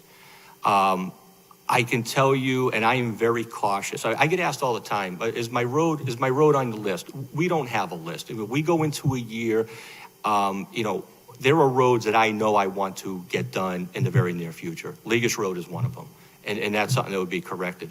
Now, if there is an actual blank or a pothole, we want to know about it. We want to fix a defect like that. But I think what you're talking about is something more that you feel when you're driving at that particular section of road. Okay, thank you. Any other questions? Members of the public? Okay, there's no motion to table. Thank you very much, Mr. Bolchemitis. Thank you, everybody. Have a good evening. You too. on to number 10, discussion possible action regarding the LoSAP agreement. Mr. Chairman, so part of the LoSAP agreement, if you look at the end of the document, it includes the tax abatement ordinance. Okay. And we have not noticed the public hearing for the ordinance on the tax abatement change. Okay. So that portion of it should So we not can't- be acted upon. Right, okay. You can act on the LoSAP agreement, though. Understood. Okay, to Counselor, starting with Counselor, I'm sorry, Chief, yeah, kindly approach.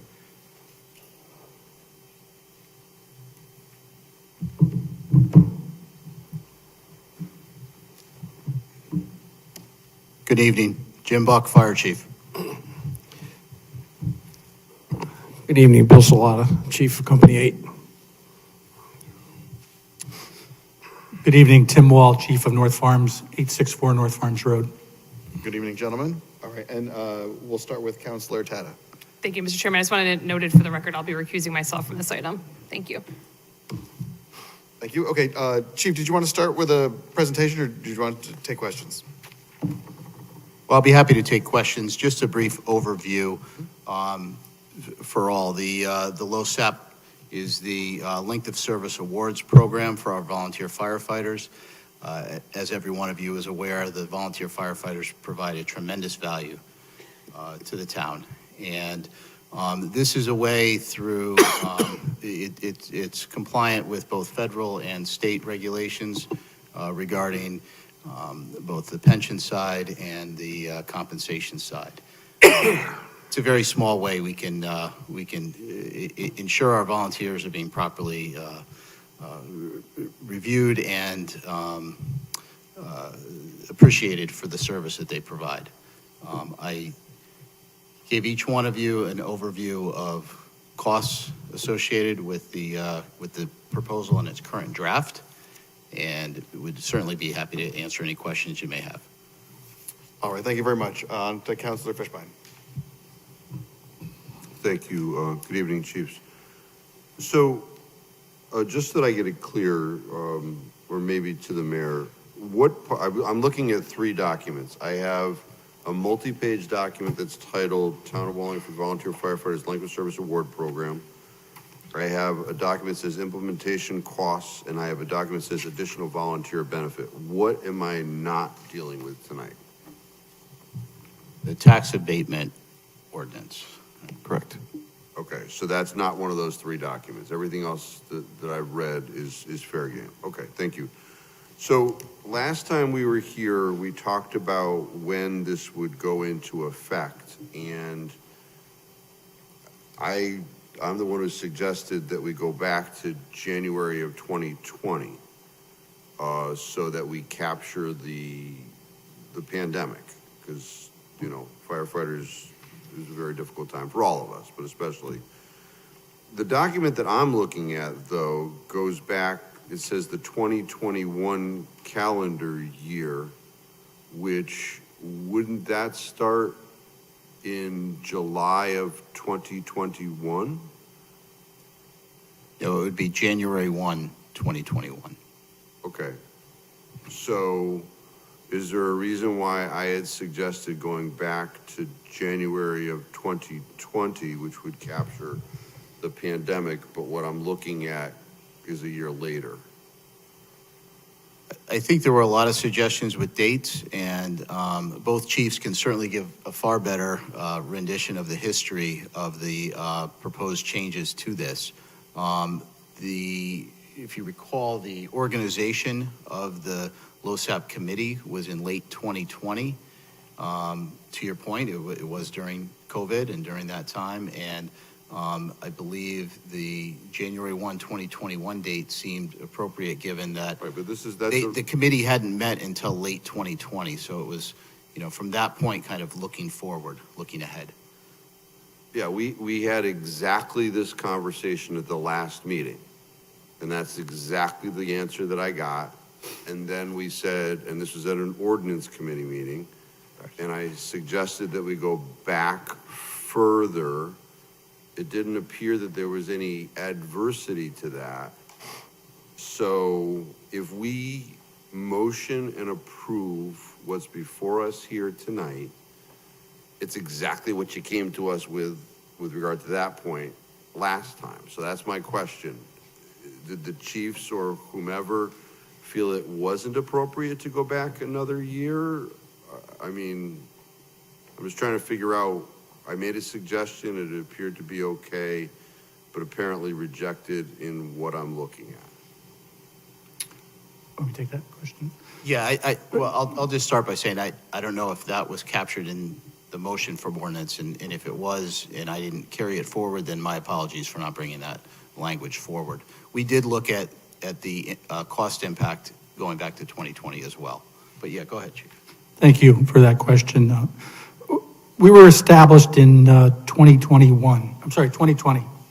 And our first meeting was held in March of 2021. So as a committee in discussing, we just went, okay, we're going to ask to go back to 2021, which we did. If it was unclear from the discussion to include an extra year, 2020, we can work with Chief Buck to include that, but we've worked from 2021 moving forward. Our first meeting was March of 2021. Yeah, this is the second time I've heard all of, and we heard exactly that same thing at the last meeting, and I'm just trying to,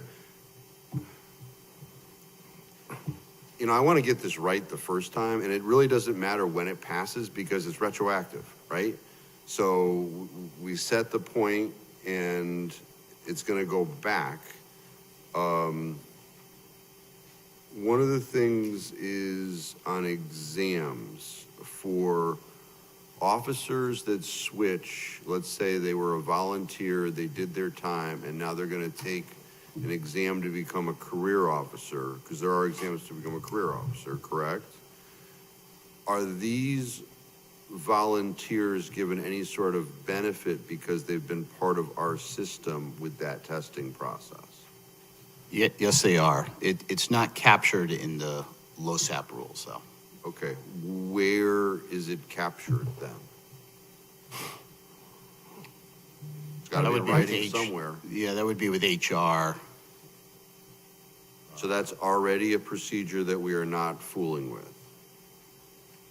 Yeah, I have no intention to seek your change in that. No, I just want to make sure it's there, right? Because all I got is this stuff, and what I'm being told is that benefit, which I think that is a benefit, is not before us. I just want to make sure, because if it isn't in writing, then it should be in writing. Yeah, there's been no suggestion to modify that. No, I just want to make sure that it's there. In the LoSAP, the multi-page document, right? In section 13, I'm trying to figure out, in particular, 13.2 says, if there shall arise any misunderstanding or ambiguity concerning the meaning of any of the provisions of this plan, then HR shall have the sole right to construe such provisions, and the decision shall be final except for the town charter. So, what is the process? I don't see a process here. It appears that, and I don't know what it's referring to with regard to the charter, because, my cursory review of the charter over many years, I can't think of any provision that would be accentuating this clause or guiding this clause. So does anybody know what they're talking about? In particular, the sole right to construe such provisions and the decision shall be final except as provided by the town charter. What are they talking about? Well, the first thing that comes to mind is under definitions, the administrator is the Department of Human Resources. So that is in section 1. So I think this is certainly restating that position, that, as the administrator, they have the sole right to construe the provisions. and then it has that clarification, except as provided by the town charter. So I'm certain that we don't want to go against town charter. So, But it appears to be, as written, it appears to be a limitation on the human resource individual, because it says they shall have the sole right and decision except as provided in the charter. So that's a limiting clause, right? Sure. And I think we should all know what those limitations are or what is being referred to. I don't know, as I said, I can't think of any limitation that's in the town charter with regard to that. So it could be language that's unnecessary. We move on to the next sentence. The decision of the Personnel and Pensions Appeal Board shall be final and binding on all parties. Now, the Personnel and Pension Appeals Board works for, I think, HR. I think they fall within, that's the department head.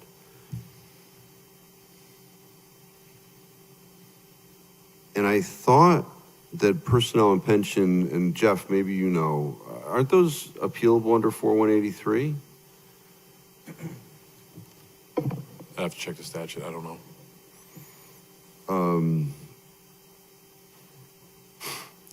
And Councilor Fishbein, if I can Yeah. add into that.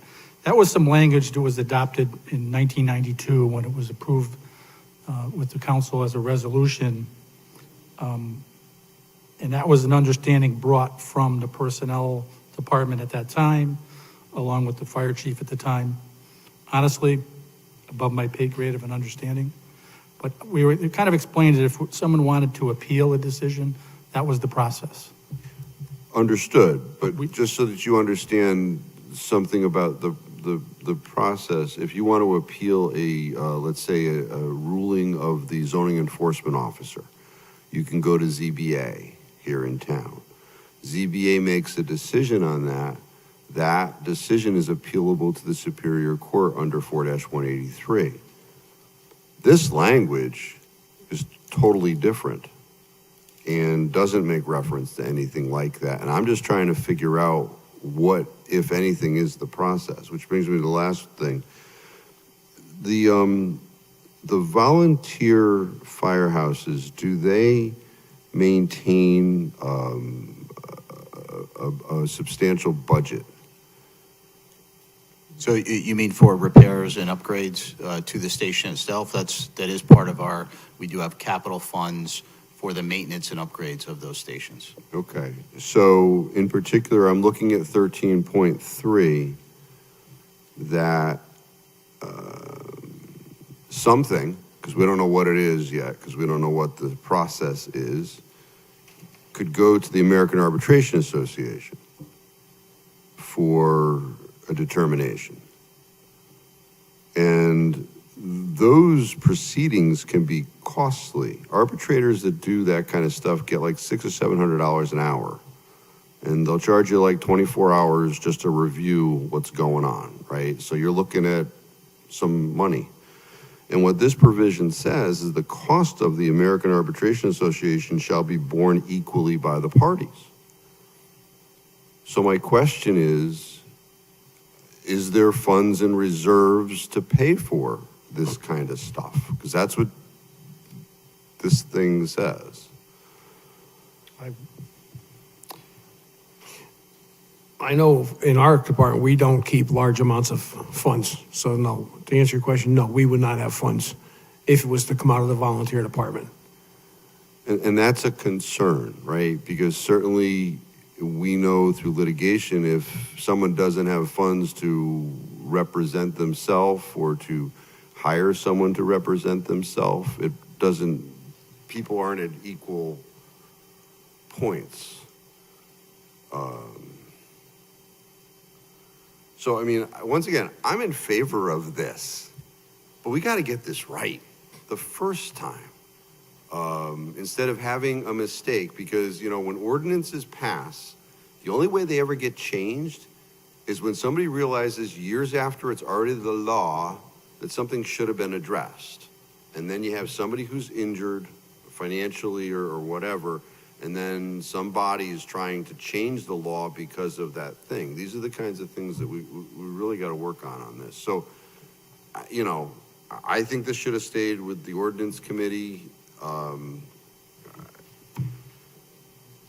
in favor. I mean, but I can't support the package that's before us tonight. I just don't think enough vetting has been done on this, and certainly have questions. So, but thank you, Mr. Chairman. Mr. Chairman, if I may, the reference to the charter, I believe it refers to Chapter 27, Section 1B, where it defines the duties of the Human Resources Department with respect to the administration of pensions. So that's in reference to that question. Is there an exemption, though, without having the charter in front of you? Because it says that the HR person shall have the sole right to construe such provisions, and the decision shall be final except as provided in the charter. So there's got to be something in there, or maybe there isn't, and maybe it's just a chain that's not linked together. It's got to be an exception. Says they shall administer the pension system, receive retirement applications from employees in the classified service or otherwise in the employment of the town, and determine the eligibility of said persons for pensions, determine periodically the members of the classified service or those otherwise in the employment of the town who are eligible or required to retire, and the pensions payable to them, contract for necessary actuarial service in connection with the pension plan. But that's the pension board, right? That's the powers of the pension board. That's the Department of Human Resources, Oh, really? according to the charter, yes. I still don't see an exemption, but thank you. Thank you, Mr. Chairman. Thank you. Moving on to Councilor Laffin. Thank you, gentlemen. Welcome. Again, Chief, thank you for, welcome, I think, again. But thank you for your constant inclusion of the volunteers in the overall dynamic and structure and of being part of the whole team and not just the professional firefighters, as you've done again and again. I have a question for, the comptroller's not here, I guess for the mayor, if that's okay, Mr. Chairman. The expenditures that would be required under the implementation costs to retroactively fund the numbers here, what sort of motion would that require? Is that again something we'll do another night, or we just say we agree to the agreement, it's included? Once the agreement's in place, then we'll finalize those numbers. It's actually part of the budget. Okay. So it'll be included in the next budget. Okay. Well, to keep things moving and a motion on the table, then I move that we accept the LoSAP agreement. Second. And then to address one of Councilor Fishbein's concerns with the 2020 versus 2021, I read it, or I heard it as the 2021 meant that you made it through 2020 and not leaving during the pandemic.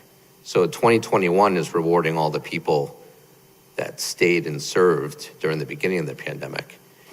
And that's what you were trying to include. Maybe I misunderstood back in the beginning. So, because if they left in March or April of 2020, when the pandemic started, then they're going to get all the money. This is just for the people starting that left after, like they served during the pandemic. So I interpreted the 2021, these numbers to be what we were looking for. But I don't know if my clarification or my question addresses your concern. No, I'm looking at the line that says this program shall be effective beginning with the 2021 calendar year. Yeah. So somebody who is serving in 2019 is not getting credit. I wanted them to get credit for staying, but this is effective 2021, so they would have to start their service after 2021. That was not my intent. This is the, you start service after 2021, or so, Chief Salata, you can collect the money if this all goes through in concept, right? Are you just collecting from 2021, or are you going to collect? I believe the way this sits right now would be from January of 21. from January 2021. So I guess then We too, can amend it. Yeah. And make it January of 20. I mean, that would be fine with me too. I thought this was for the retirements after, because then my next set of questions was the retroactive, the 49,800, which is the total for company 7, and then the 27,600 for company 8. I guess just the breakdown, because we talk about what 3 members would be receiving, but it amounts to the $49,000. Or that's just 3 current members would be receiving. The 49,000 would be 3 members from North Farms. And then, my glasses on. The 27,000 would be a member of Company 8. So that one member is getting the 27, or the one member going forward is qualified? That one member, if it goes back to 2021. Okay.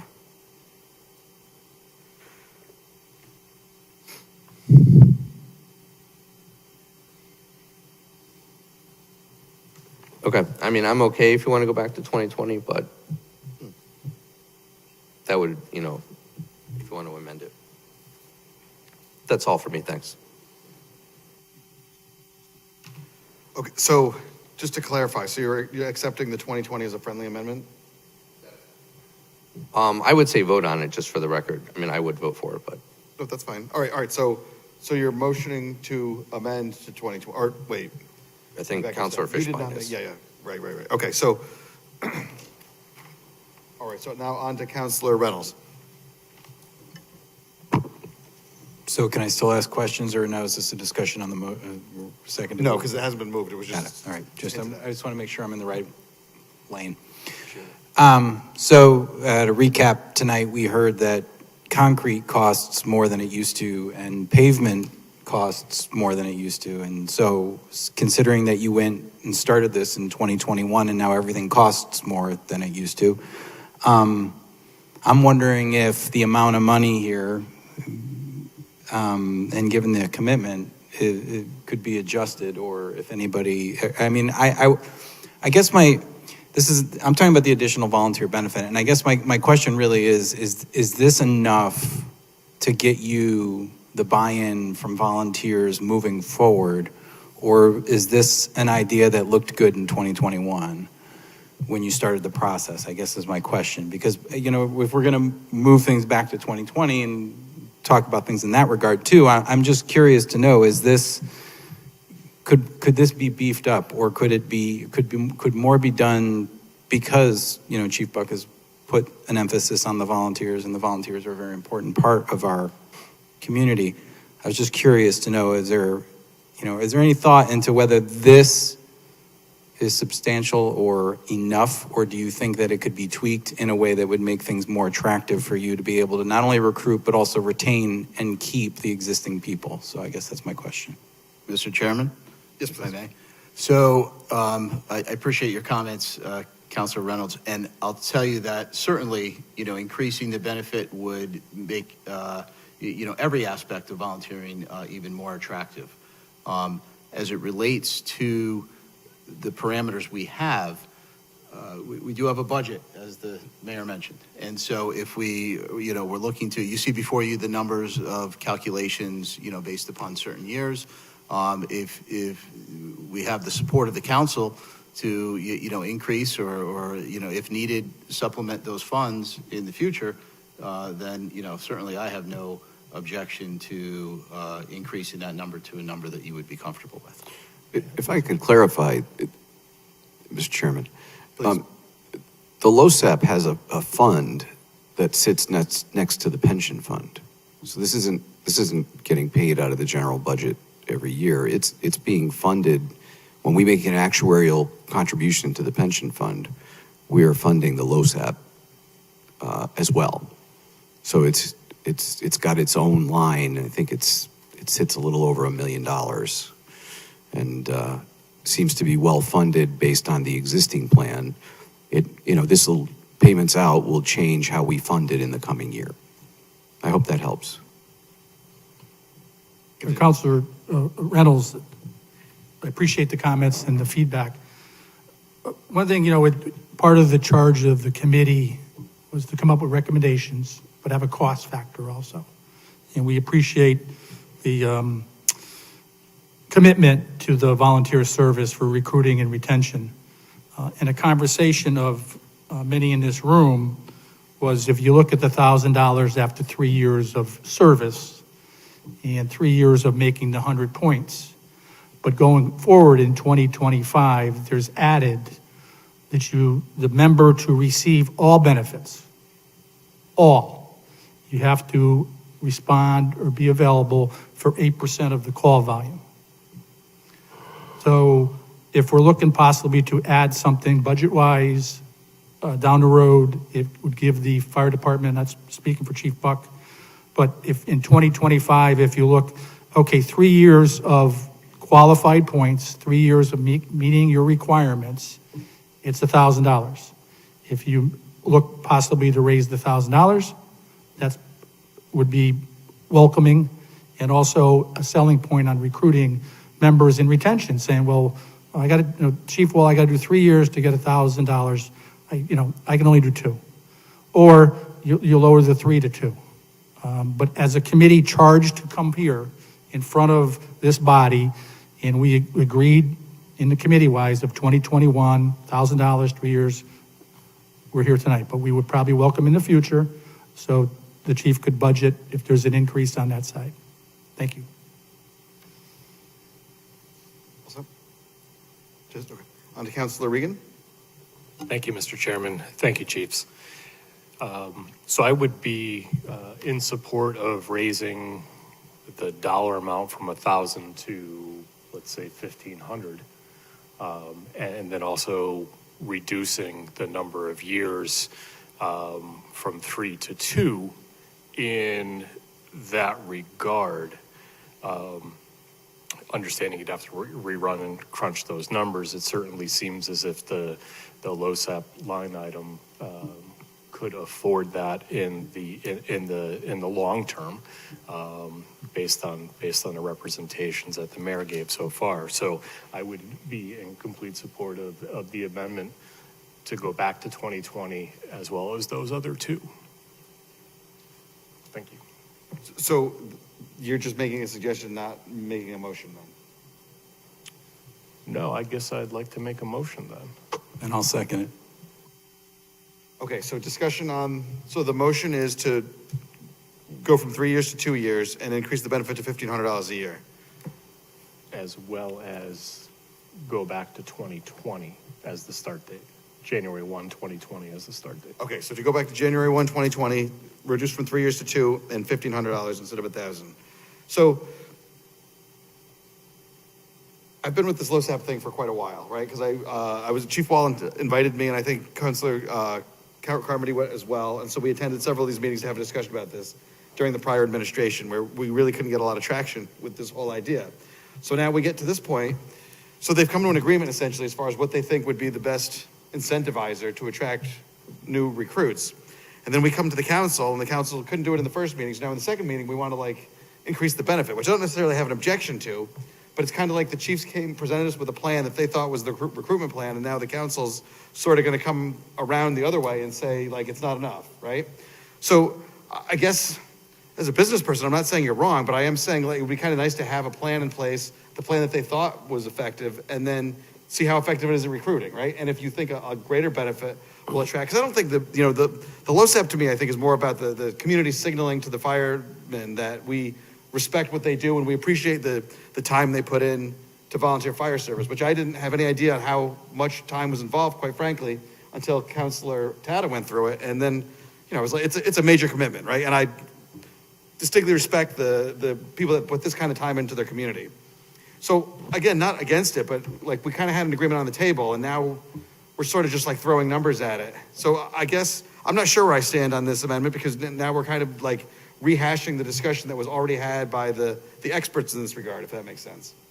On to Councilor Carmody. Thank you, Mr. Chairman. Good evening, Chiefs. Good evening. Good evening. Evening. I just want to echo what Councilor Reynolds and Councilor Regan have said. Through this program, we are showing our firefighters that we value their time, their skills, and their dedication to our town.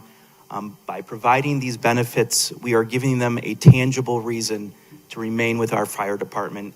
But just as importantly, LoSAP serves as an important recruitment tool. And so I think what was before us tonight doesn't go far enough to say thank you to these men and women who serve our town. And so I am in full support of Councilor Regan's motion, and will be supporting it alongside them. Thank you. Thank you, Councilor Fishbein. You know, some people don't realize that volunteer firemen and women are actually firefighters. You know, Middlefield, which I represent in Hartford, recently, about 2 months ago, a young boy passed away in a fire. And I called the first selectman, and we were talking about it, and, you know, talking about the grieving family. And I didn't think about the volunteer firemen that found that child. And we talked about, you know, the mental health aspect of that. It's real firefighting. It's important work. And it, you know, not only that, but, you know, the night that I went over and played firefighter, you know, I learned a lot. I didn't mean to interrupt. Trained as a firefighter. I was very blessed to, you know, be able to rub shoulders for some hours and talk. I agree that I don't think what came to us was enough. And, you know, I do feel like we're up here, well, we're doing what we're supposed to do. With regard to the motion that's on the table, you know, the committee decided that 3 years was appropriate. And I think 3 years is appropriate, you know, to get this benefit. So I'm adverse to the motion with regard to that, but what I would suggest, and what I was going to suggest before the motion, is that we make it $2,000. It would just double the benefit that was contemplated back then. You keep the 3 years. We started with January of 2020. I think that's the best that we could possibly do now within the four corners of what you brought to us here tonight. So I don't know what Councilor Regan thinks about that. If that'll be, you know, perhaps taken as a friendly amendment.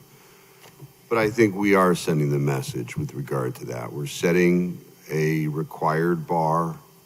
3 years, I think, is, you know, that's what the professionals determined. And I understand the money aspect. You know, you're sitting at a table talking about other people's money. And I think one of the things that comes into that thought process is what is financially stabilizing by the town. What could the town swallow? And, you know, I think that we are in the role of determining where that line is. I don't think that we're appropriate determining when the benefit starts. So I leave that to the professionals, and we guide the purse strings. So I'm going to make just to formalize this, I'll make a motion to amend the motion that's on the table to make the stipend $2,000 retroactive back to January 2020 and leaving the time period alone. So moved. Wait. Yeah, Yeah. Well, he's motioning to amend an amendment, but I think it would be helpful to see if the amendment, because now we're just playing with numbers, right?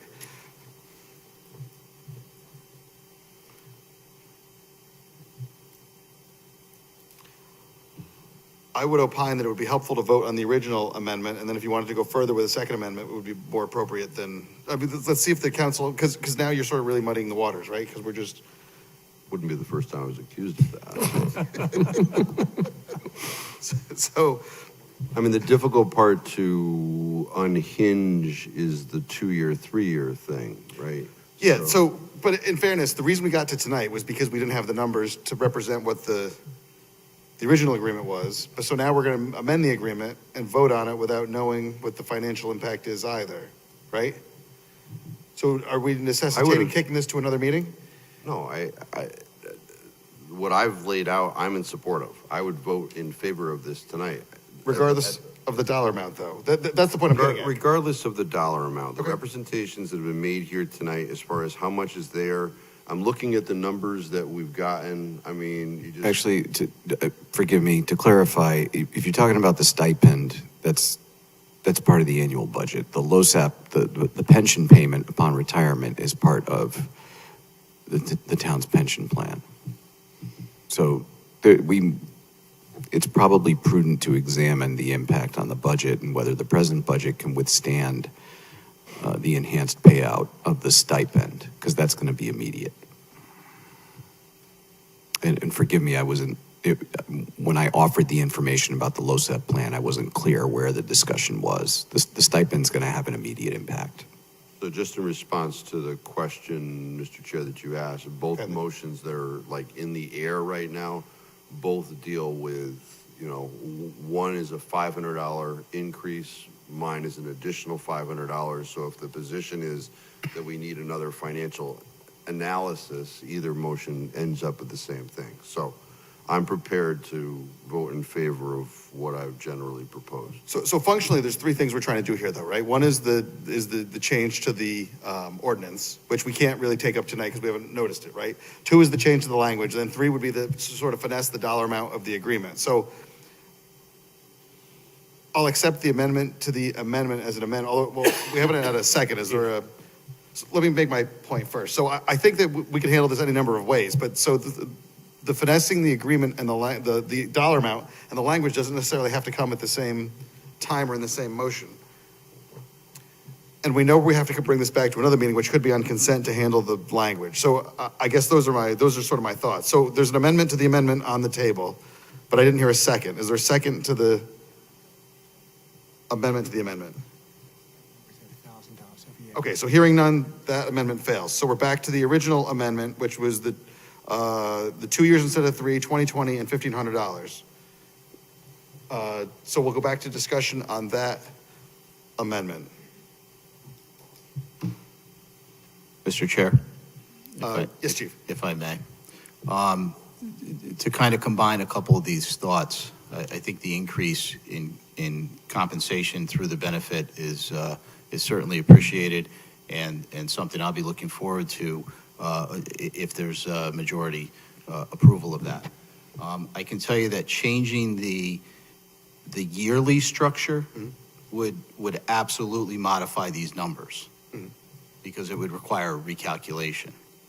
Changing the amount but keeping the 3 years intact, as Councilor Fishbein suggested, is really just plugging in a new number, which in this case would be doubling it for the additional benefit.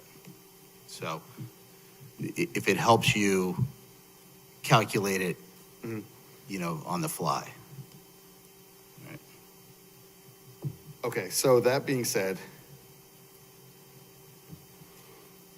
yeah, no, I appreciate your thoughts, Chief, because that's sort of where I was in my head with regard to it. The number becomes a lot more difficult for me to discern what we're talking about because you're including a whole additional class of firemen, which I'm not necessarily opposed to. I just kind of want to know what I'm voting on before I vote on it, right? So any other discussion on the amendment? All right, members of the public. Sir.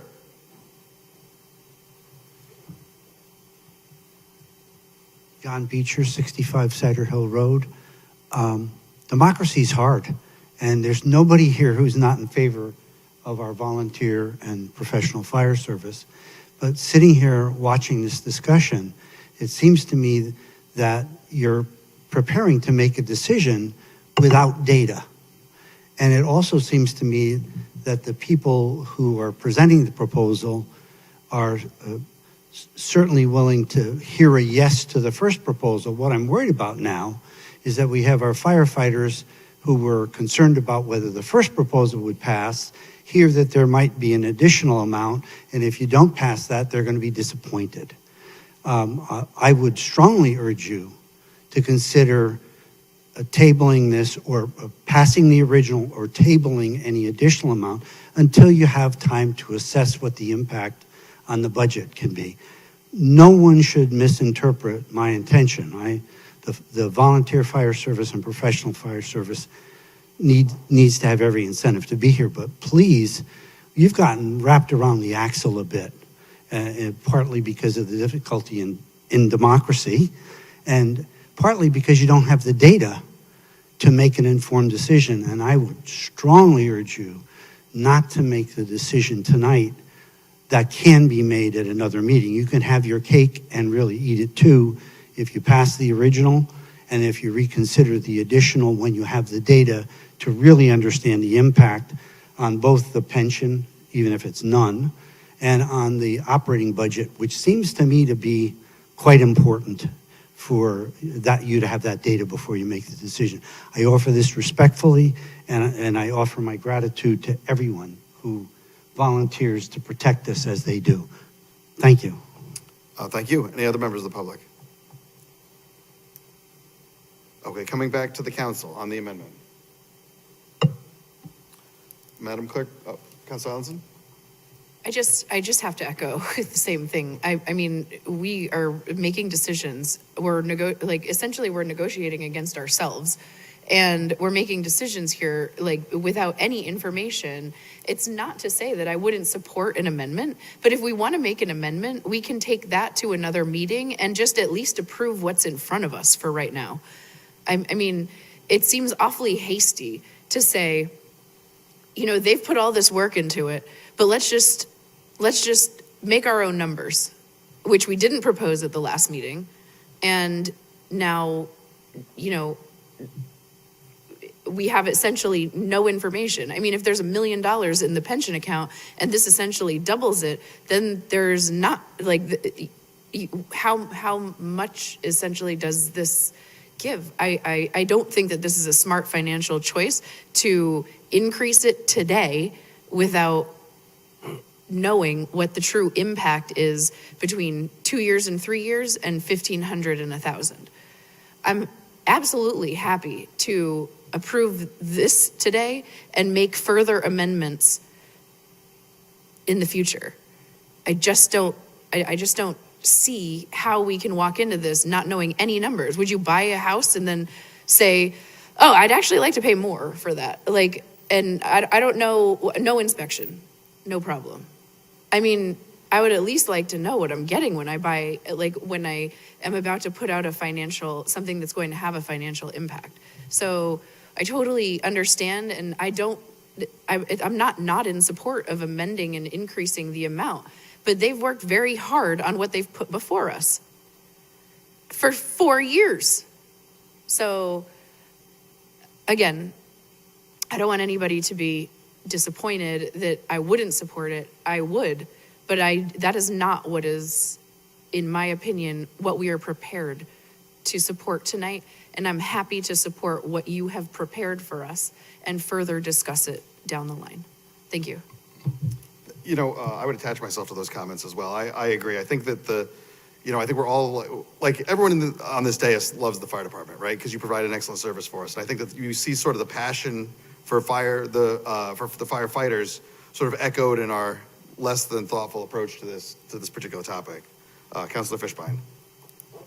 So I find myself saying I told you so, because we have a process, and this item was on the ordinance committee agenda at our last meeting. And I think it was the very first time that I've ever seen the language. So to say it's been worked on for 4 years, I've only worked on it for a couple of months. And this body, over my objection, said, let's just send it to the council where we can do exactly what we're doing. These discussions is what happens at an ordinance committee meeting. But unfortunately, the body ruled that it should come here. And now I'm hearing, well, we shouldn't be doing this. That's exactly what I said at the last meeting. And just to correct the record, I believe the mayor said that there is not $1 million in this fund, that it is a taxpayer expense. I just want to hear that correct, right? So To clarify, the stipend, the annual stipend that's paid for those who are currently participating, that's budgeted. That's in the fire department's budget. The LoSAP payment upon retirement, there's a fund for that, and it's attached to the town's pension fund. But what we're talking about is changing the provisions of the stipend. So just to be clear, there is no $1 million sitting somewhere that can be used for this, that if we do double these numbers, which the motion that's on the table may even more than double, because it's going to open up more than likely the amount of members that would be eligible because of the change in the years. If we just doubled the stipend and kept the years the same, we would just take the numbers, as the chief said, and just do it times 2, and that's the number. But if we change the years from 3 to 2, we don't know how many more individuals it would open this up to, so you can't even do that calculation. So that combined with the increase in the motion is more than likely more than 2 times as a taxpayer expense. Once again, you know, all discussions that should be had at an ordinance committee meeting as opposed to where we are here. So, you know, if what I'm hearing is that we're just gonna, you know, vote down the amendment, we're gonna vote on the underlying, what we walked in here with, I mean, I would vote against it because, I mean, you can't pass this with the dates that's in it, with the thought process that we want to compensate people for the pandemic, because then if you set that line in the sand and you say, you know, these are the only people that can get this stipend, and then you change it in the future, then you're creating even more of a problem for the calculations. Ultimately, there is no harm in getting this right correctly because the retroactivity. If we were saying, you know, you pass it and tomorrow these individuals, you know, are starting to accrue the time, right? So day 1 towards their 3 years starts, you know, tomorrow, then that's one thing. But that's not what's before us. This has retroactivity. So if we pass it 2 meetings from now, it's still, under my concept, goes back to January 1 of 2020, which everybody is safe and protected, and, you know, that's where we are from my perspective. So thank you, Mr. Chair. Okay. Councilor Reynolds. I just, using the information I was given, I just wanted to clarify and make sure I'm understanding this correctly. So on this sheet here, the implementation of LoSAP, the second one under each company, the cost attributed to the additional benefit language. So this is which is all I'm talking about, right? So the cost here, if we don't change 2 to 3 to 2 and we don't go back to 2020, the cost is $10,000. So if we up it to $1,500, it becomes $15,000.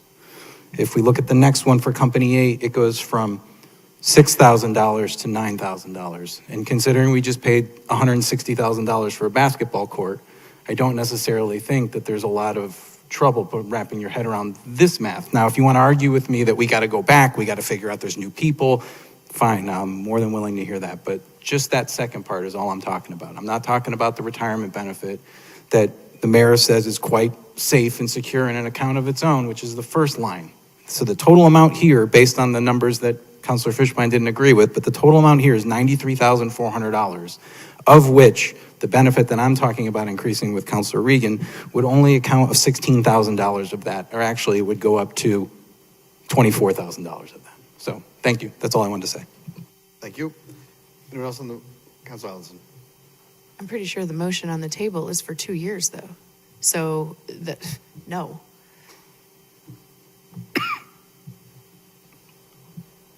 I said I couldn't account for the years. I'm just talking about the amount. Thank you. Okay. All right. So on the amendment, Madam Clerk, would you kindly call the roll? Allison, No. Carmody, Yes. Fishbein, No. Laffin, Yes. Regan, Yes. Reynolds, Yes. Testa, Yes. Marone. I vote no, but the motion passes. All right, so now on to the underlying motion. Discussion. Well, it's already been moved. Okay. I mean, I move it. Like, let's vote.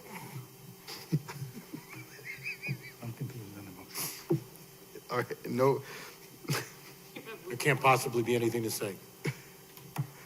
it's been doubly moved, so any discussion from the public on the underlying motion? And back to the council. Madam Clerk, will you kindly call the roll? Allenson, No. Carmody, Yes. Fishbein, Yes. Laffin, Yes. Regan, Yes. Reynolds, Yes. Testa, Yes. Marone. I vote yes, the motion passes. All right, so that concludes that item, and then this will come back probably on the consent agenda for the change in ordinance. But thank you very much, gentlemen. So, Mr. Chairman, we will be at next meeting on the ordinance committee meeting? So it has to, no, not ordinance, no, so this was passed. So the ordinance itself hasn't passed because it has to be properly noticed and so on. Okay. So that will appear at a regular council agenda to just talk about the ordinance portion. Very good, thank you. Thank you. Thank you, Council. Thank you. Thank you all. Appreciate your time.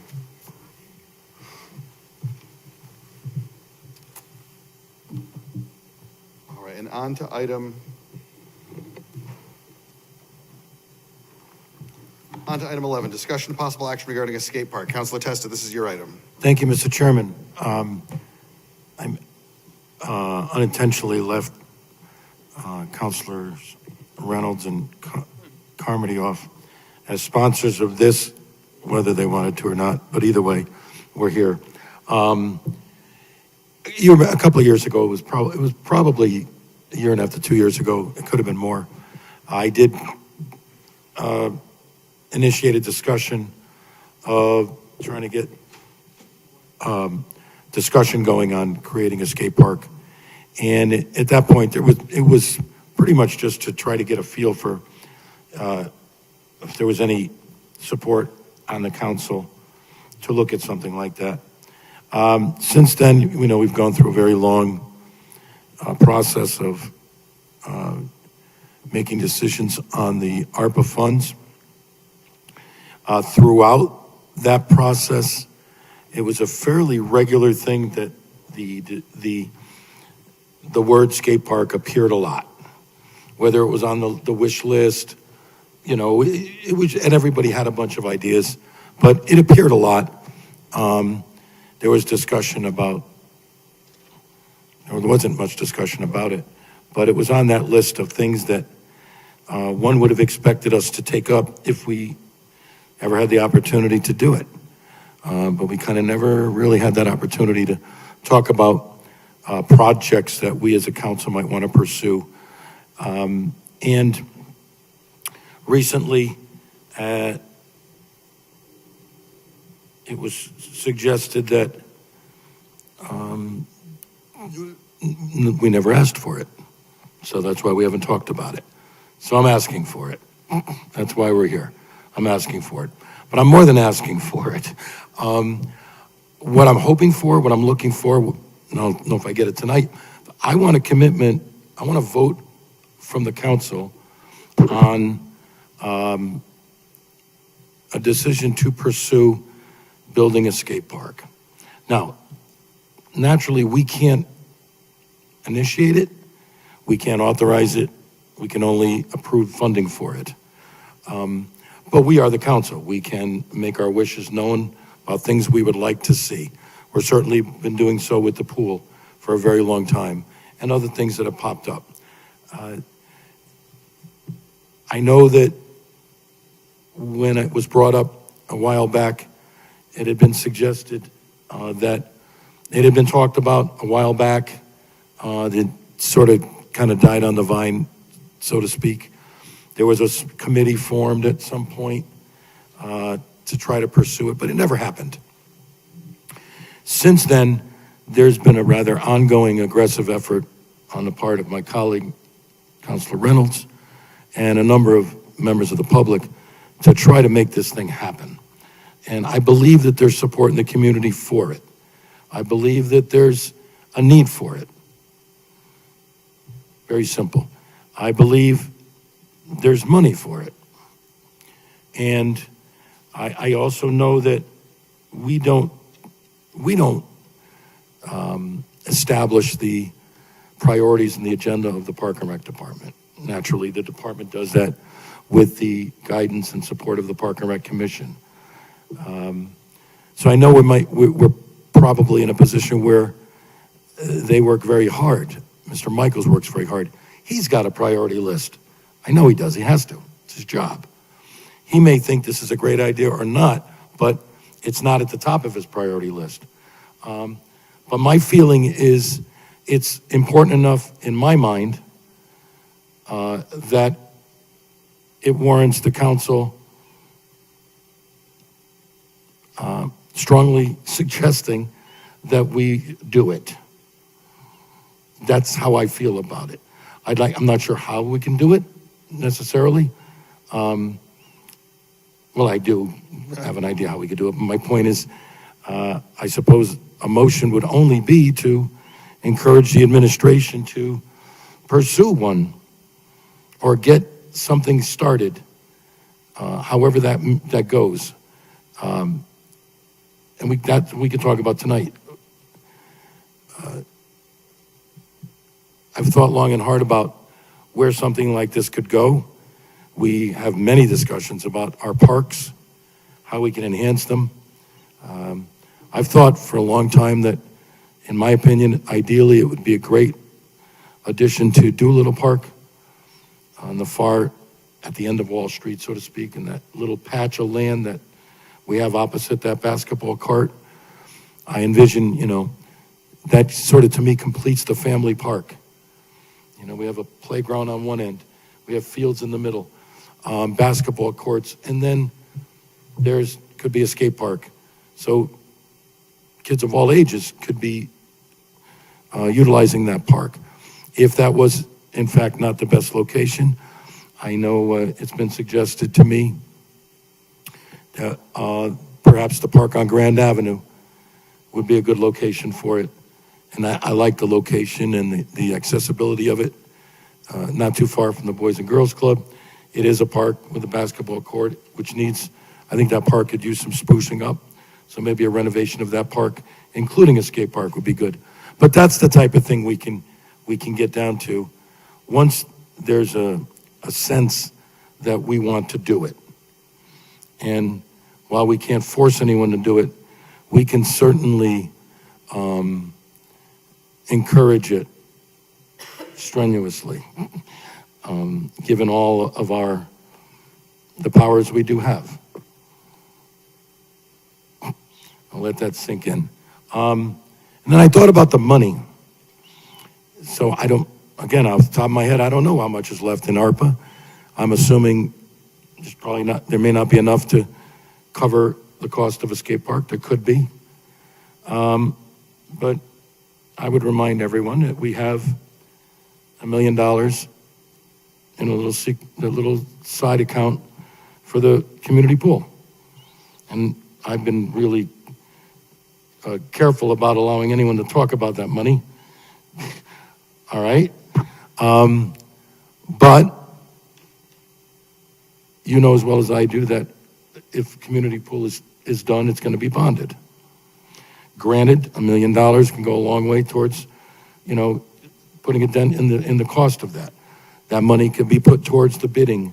So the money could be utilized for that. However, given that it would be bonded, and we're speaking about, and I'm talking about something that is a recreational expenditure and development on the part of the town, if necessary, if the objection to building a skate park was we just can't afford it right now, and I would argue with anyone that, well, you can have $500,000 of my pool money. Yeah, I'm calling it my pool money. It's not mine. I'm just trying to think of all the objections that might come up. So that's it. I'd like to hear a discussion. I'm certainly willing to I'm going to make a motion. I might as well so we can have a discussion. But I really couldn't figure out a way to word it. So I'm going to make a motion that Wallingford, that we encourage the administration to pursue the planning, design, and construction of a skate park at a location in the lower downtown area. Second. So at least that's on the table now. We can have a discussion about it. I know I really appreciate Mr. Michaels being here. I know he had to for an earlier item, but he stuck around. I appreciate that greatly.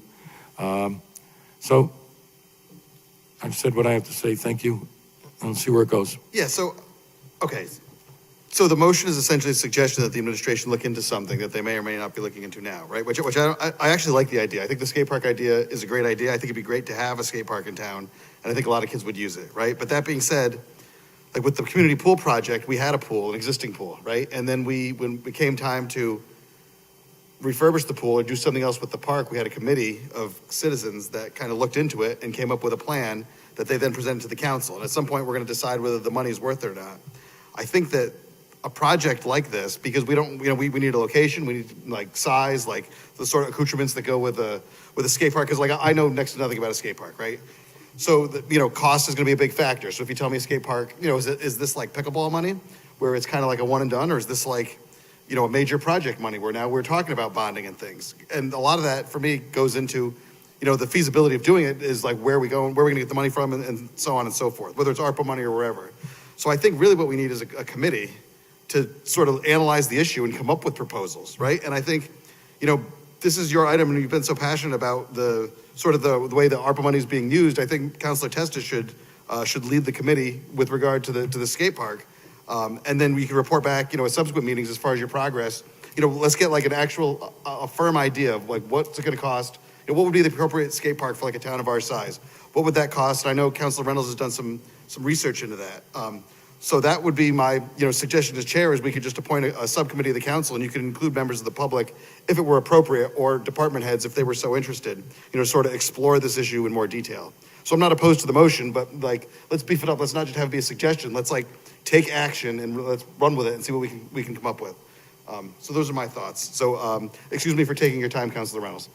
No, thank you, Mr. Chair. And actually, so let me go on record and say, full disclosure, since Director Michaels is here, the mayor's here. We all met in the mayor's office and discussed this back in February with Mr. Triber as well. And they were nice enough to listen. They didn't say no. There was a list of things that needed to be done, including the tension concrete courts and all these other things. And so, I wasn't trying to strong arm this thing into existence, leapfrogging any departments or anything like that. It just came about because we started talking about how much money we had left and what kind of things could we invest in it. To your point, Mr. Chair, absolutely. One of the first recommendations that any town or anybody would have about building a skate park in a town is that you do have a committee. You do have a committee of people from Parks and Rec. You have a committee of people from government, and you have people, importantly, from the community, especially if you can find some kids or younger people who skate. And so I think that's a great idea. I almost slowed the car down. There were 4 people skateboarding out in front of Michael's. And the first thing I wanted to tell them is, hey, did you know since 1996 it's illegal to do that there? Which not a lot of people know. In Wallingford, it is illegal to skateboard, especially in the upper uptown area. And the other thing I wanted to ask them is, hey, if you could have a skate park, what would you want in it? Since you seem to be destroying the curbs out in front of Mr. Di Natale's building. So, I think that has to be the way to go. I think there has to be buy-in. I think everybody has to sort of get on board in terms of costs. I mean, again, concrete costs more, pavement. There's a million ideas for what you could do, but most of the things that I know is that it's going to take about 3 years to do, right? And what the recommendations are typically with 3-year plans like that is if you do have young people involved, that you try to do something early where you may even create a temporary park where you use prefabricated ramps and things that could go on an underused court somewhere. It could go in the Grand Avenue Park if there was some investment in it. And then while you're doing the work to develop the full plan, where you incorporate it in a place like Doolittle or whatever, people have a place to go, and you're building the desire to use the bigger park, because the self-fulfilling prophecy is we build this thing and no one uses it because I never see anyone skateboarding because it's illegal. To that end, what does it cost? At this point, I can't give you a real amount, but I can tell you that probably a minimum amount would probably be somewhere in the $350,000 range to build a concrete park that's probably a little bit smaller than a town like Wallingford could handle. A town like Wallingford, it would be recommended that we have like a 10,000 square foot park. The park in Cheshire is about 8,800 square feet. And it uses prefabricated ramps that they just resurfaced. It's on top of a resurfaced tennis court. It's a nice place. It's a doable option. Middlefield has a 5,500 square foot skate park. It's built into a park for families. It's a little less usable, but that's an option too. It's all concrete. And then Meriden took its existing ice skating rink in City Park and put prefabricated ramps on top of that. And that's, I think, closer to 15,000 square feet, but there's unused space. And so there's 3 examples around us. And if you're interested, I have Google Maps of most of the area around here, where all the skate parks are. And there are grants available. So if we did want to apply, Tony Hawk, the skateboarder, if you know who he is, he has a foundation that actually gives out grants to towns. So part of the provisions is it has to be concrete. There are some provisions there, but again, if we build something temporary, we would go through something long-term, then we can apply for grants for supplemental funds and things. I've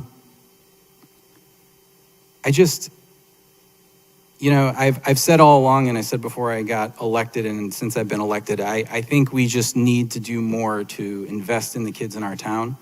And we need to try to reach those kids who are a little bit less conventional than the other kids. And so something like skateboarding, which is a controlled risk activity, which is something that if you give people a place to go, they'll go and do it there. They might skateboard on their way there, but they'll go and they'll do it there, and they'll be appreciative. And the community itself, if you go to any park on an early weekend morning, there's people my age out there with leaf blowers and brooms, and we're cleaning off the ramps so we don't die on rocks. But it's a community of people that take care of the parks, right? We encourage people to learn. It's a supportive environment. And so it would be another tool in our vast toolbox. We talk about all of our parks and all the aspects of our parks and all the things we have, but we don't have one of those.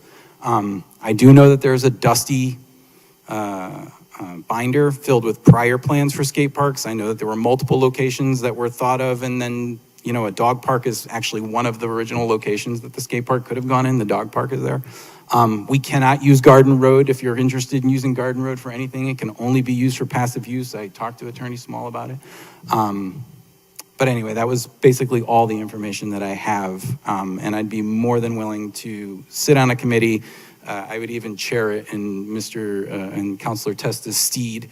And I would really love to see us, invest in something like this in our town, in our kids, in our community. So thank you for letting me speak. Thanks.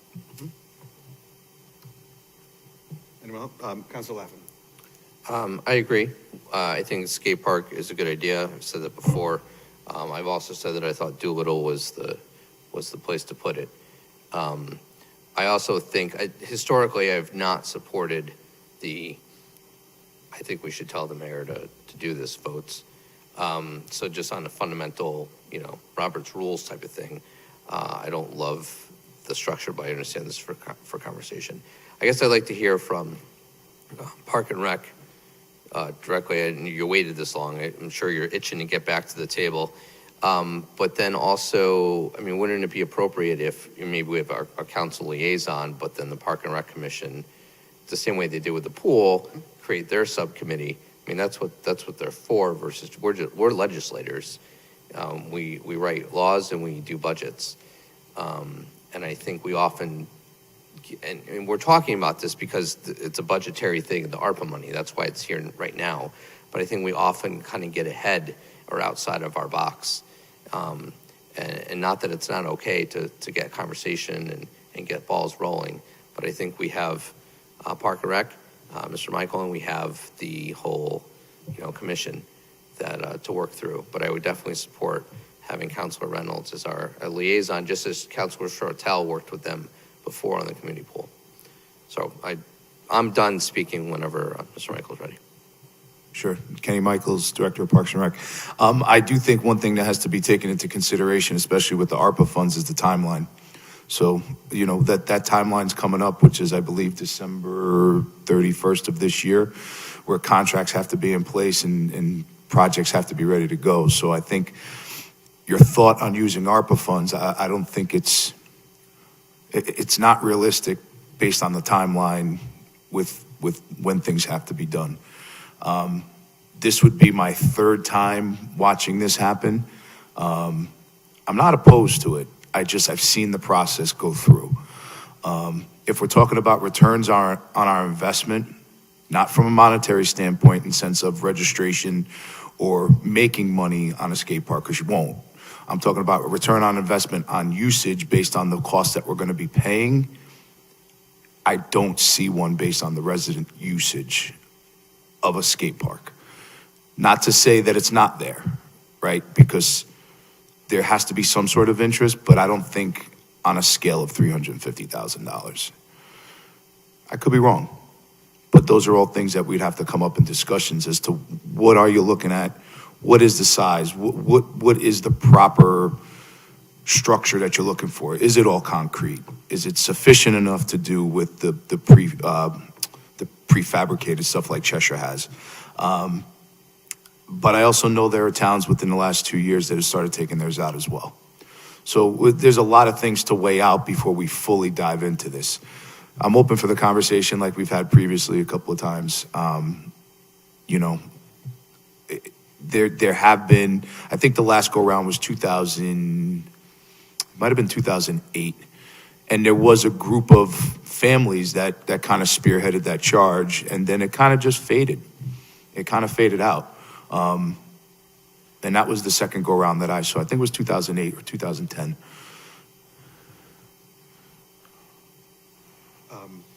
Actually, Councilor Fishbein is next. Oh, I'm sorry, Councilor Fishbein. Would you yield to Councilor Reynolds to reply to the? I don't necessarily disagree with anything you said, but the one thing I will say, though, is we were told that if we did want to spend ARPA money, that we could spend it later. So that's how this came about. So I don't want. So we could pay for other stuff, and then we could pay for other stuff in our budget with ARPA money now, and take that money and put it over here for later. So Gotcha. that's how this all kind of came about. Okay. Because I personally, I'm not trying to end run, because we had a discussion about the process. Absolutely. Yeah, so that's how this all came about. So I just want to be clear on that. This all came about and was suggested after we were told that we could spend the money after the first of the year on things that had not been planned yet. Okay. So before we get to Councilor Fishbein, if this indeed is a 3-year project, then I can't imagine we're going to have ARPA money left after 3 years, right? So I think we'd find some other source of funding. Well, I think, and it has to be spent, right, by 2026? Right. So it couldn't be ARPA. It'd have to be, we'd have to find the money somewhere else. Councilor Fishbein? So, can you identify a park that we would convert into a skate park presently in our town? Grand Street Park isn't a bad idea. My fear there would be is if that was the location, you're limited on size and space, and if it's worn out as welcome, now we want bigger, we want better, we want more. Where do we go to from there? Grand Street's the one by the Boys and Girls Club, right? Correct, on the corner of Grand and Washington. Yeah, we just redid that. The playground. We put the Yeah. playground in. And then there's a basketball court open area to, if you're looking from the Washington Street side, if you're looking at the park to the left, is the open court. And I think what we heard when that park was redone was that was like the jewel in the neighborhood. It was the one place for the kids to go and play, so they weren't playing in the street. So I don't know that necessarily works if we're going to take, what would be your next choice? Because my point is, if we're going to get into land acquisition for a park, that's something we haven't even talked about, right? Right. So the motion that's on the table is to have a skate park in the lower downtown area. Where? Well, right. That's the motion. And I agree to that because I think, as Councilor Laffin said, and I think somebody else had mentioned Doolittle. How much more are we going to shoe into Doolittle with the limited parking that we do have there? If you're looking for a lower downtown area, I mean, Grand Street is it. Once you get to the outside, I wouldn't consider it lower downtown, but it's just outside of the lower downtown would be Community Lake. Yeah, I don't consider that the lower downtown area. So why not, I've been to Peckham Park in Middlefield plenty of times. And that skate area is used frequently. In fact, I have a nephew that lives in Woolkit, and he travels from Woolkit to go to Middlefield to use their skate park area. So why can't, we heard earlier tonight that at Pregman Park, there's nothing for, families to do, which I don't know if you agree with that, but certainly it's a lot of fields. Why not consider a multi-use or a skate area at some place like Pregman? Because I think like if it's done out of concrete or something like that, even if there is water, I mean, you're doing tubes and, and half pipes and that kind of stuff. I think it's going to be able to sustain. I just don't know if you have the space there, to be honest with you. It's more of an athletic complex. So you got 6 softball fields, you got a soccer field, you have a multi-purpose lacrosse and football field, and you got a mini multi-purpose lacrosse and football field that runs in between softball fields 5 and 6. After that, I mean, space is tight. So I don't know where you would shoehorn it in there. You will see this upcoming budget year, though, and I've had discussions with the mayor in regards to it, and we've been talking about it internally in our department, is we've never done a master plan, right? We've talked about planning purposes. Our Parks and Rec department's never had a master plan for our park systems, and it's something that we're looking to explore, and you're going to see it come the budget year when I put forward, a budgetary item to put out an RFP for a master plan for probably, I would say, at least a dozen of our parks, because we still have some, pocket stamp parks that aren't functional as active parks. Something like Budleski doesn't need a master plan. It's a small little park in Yalesville that's maybe the size of this table, but it's considered a park. But there are areas of use. Community Lake, I think, definitely needs an overhaul. No, I appreciate this.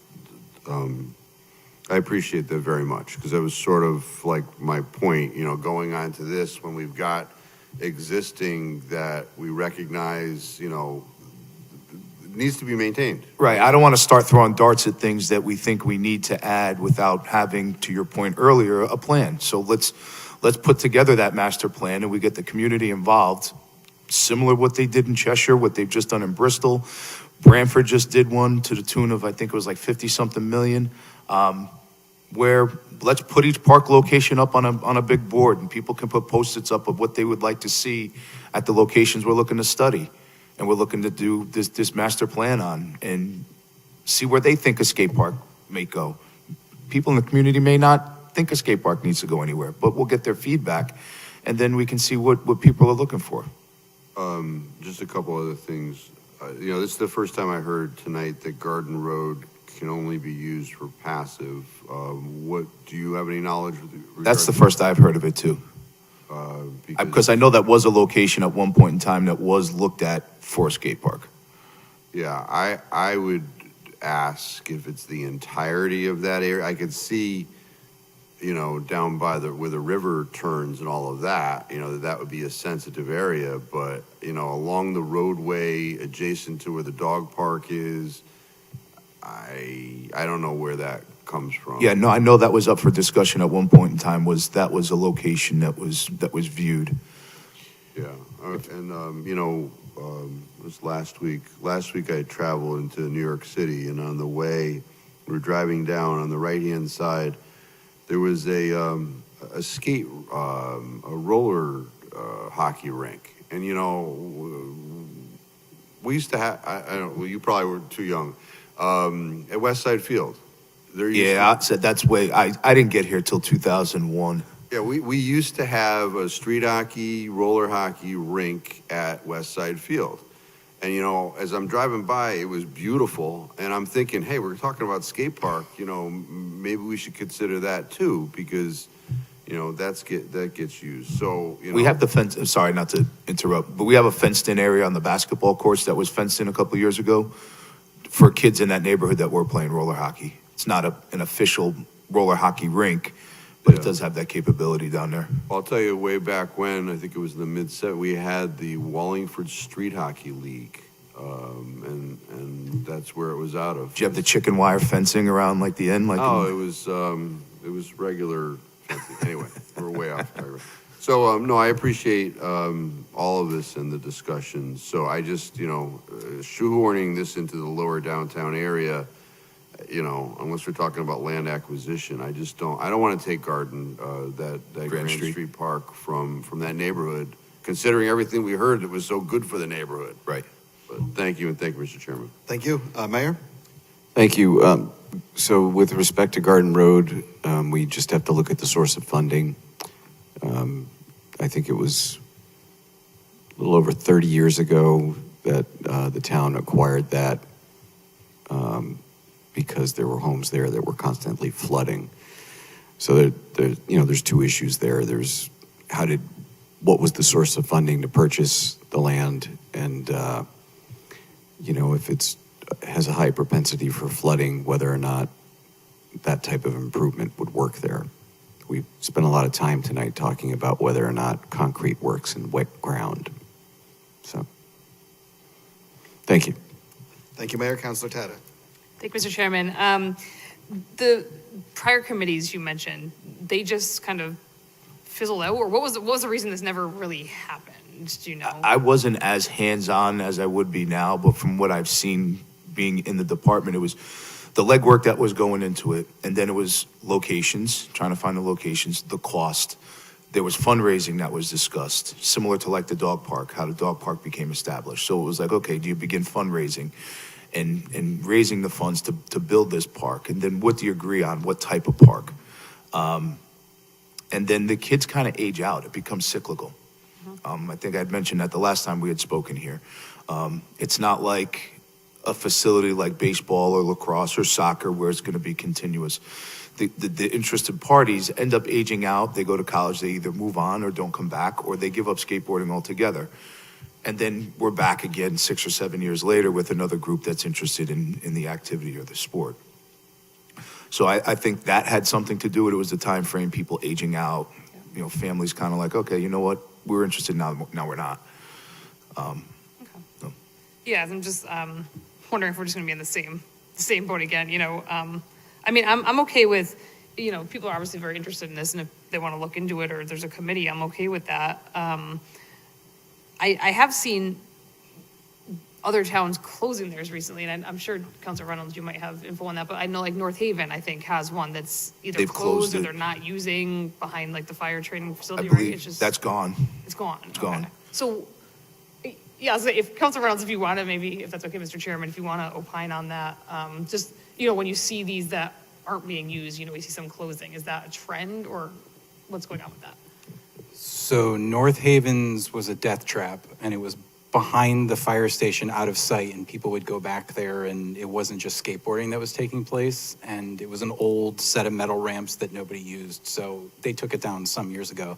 East Haven had a nicer park, but it was in a school, and they had issues with that, and they became no longer interested in housing the park at the school because of issues they were having there. I believe they ended up selling all of their stuff like on a clearance like municipal site. But that's typically what happens with a lot of metal parks, is that if you don't take care of them or you put them in conspicuous places, then nobody uses them or they use them for the wrong things and then it becomes a bad thing and then nobody wants to bring their kids there. To Councilor Fishbine's point, Peckham Park's a concrete park and it's very small, but you can fill it up with 6, 7 skaters. I see kids there with the bikes without tires learning to ride, although they're a little bit of an impediment when you're skateboarding. But yeah, and to your point, it's cyclical, but like if you build a park, you're going to see people of all ages out there because they're just waiting for somewhere to skate. You know, like I wasn't joking when I said I could not skateboard around my neighborhood. The cracks in the road were this wide. I would literally fall off and probably need 2 canes to walk. So anyway. Thank you, Councilor Reynolds. Yeah, I do agree with Councilor Laffin also. I'm probably not in favor of the motion just because I typically don't like, kind of symbolic motions or resolutions when we have those. We can't make, it's kind of an ineffective motion, but I'm okay with if there's a committee or people want to look into it further, certainly fine with that. That's all I have. Thank you, Mr. Chairman. Anyone else on this topic? Any members of the public? Okay, so before we vote on the motion, so the motion is to make a suggestion to the administration that we pursue this matter. Is there anyone else on the council that's interested in serving on this committee outside of Councilors Reynolds and Testa? Okay, well, there's our committee, or the foundation of the committee. Correct. All right, Madam Clerk, would you kindly call the roll on the motion? Allenson, The motion is to form a committee or to start? Is to make a suggestion to the administration that we pursue a skate park. In the lower downtown area. Yeah. I mean, I think. I just don't want it on the west side of town. Because I don't want to say, let's put it at Franklin, or somewhere where kids can't get to. You know what I mean? It should be in the central area of Wallingford. That's what I was trying to get at. Let's not let that technicality ruin the motion. I removed the line lower downtown. So I'm not trying to author your motion, right? But No, and I was going to do that one. That was a good point, Councilor Fishbein made. okay, could I suggest though that maybe the motion could simply be: is the council interested in further information relative to the development of a skate park? Okay. There's no commitment to funding. It's not a motion that has Any meat to it? Yeah, understood. It's just, if there's 6 people here that say, I'm not interested, I need to know that. That's all I'm trying to get to. Okay. Frankly, Councilor Reynolds should be the person speaking about it and running it, because he's far better at it than I am. Your mic. Councilor Fishbein. Yeah, can I just get a little bit more information on what is contemplated by a skate park? I mean, I did mention having a roller hockey area that is skating. Is that potentially contemplated in a skate park? I don't think you could put inline skating in the middle of a skate park because it wouldn't be safe. Oh, no, I wouldn't, but you could certainly have an area that, if it's a skate park, these are all things you can do with skating, right? Which is a skate park, right? It's like a dog park, you don't restrict it to collies, right? So typically a skate park is made up of things you would skate on. Now, people will come with inline skates and skate on them, for sure. There are people who skate the half pipes at Stanley Quarter all the time on inline skates. To play hockey in the middle of it, you would probably need a dedicated space, but I'm not opposed to any of that stuff. So the area that I saw when we were driving to New York, there was a rink right by the highway, and then there was like a half pipe in the rear of the area. So it was, you could use that for, that kind of activity. And, I guess you could use your skateboard on the rink itself if it wasn't being used for some other activity. I'm just trying to get the confines of, exploring a skate park. Is that acceptable? Because it's a very general thing that we're dealing with, so. Typically, a skate park is designed for skateboarding, but it's also usually accommodates BMX bikes, inline skates, and scooters. If if part of that would include an area for recreational purposes to play something like inline hockey, I think that would be a really nice add-on to something like that. I just don't know if you could make the areas transferable, because I think it is a safety issue. Yeah, I would think that would be something that the committee could look Yeah. into. And certainly if the committee came back and said it's not doable, I just don't want to close the door on something like that at this stage. Nope. If we're a pump track, if you've ever seen those, I'd love to have a pump track. I mean, with that understanding, I think I'm in support of this general concept. Can we throw in like 4 turf fields while we're at it? Like, can we throw that up there? Okay, so back to Madam Clerk. Would you kindly call the roll on the concept of, is the council interested in the pursuit of a skate park? Allison? No.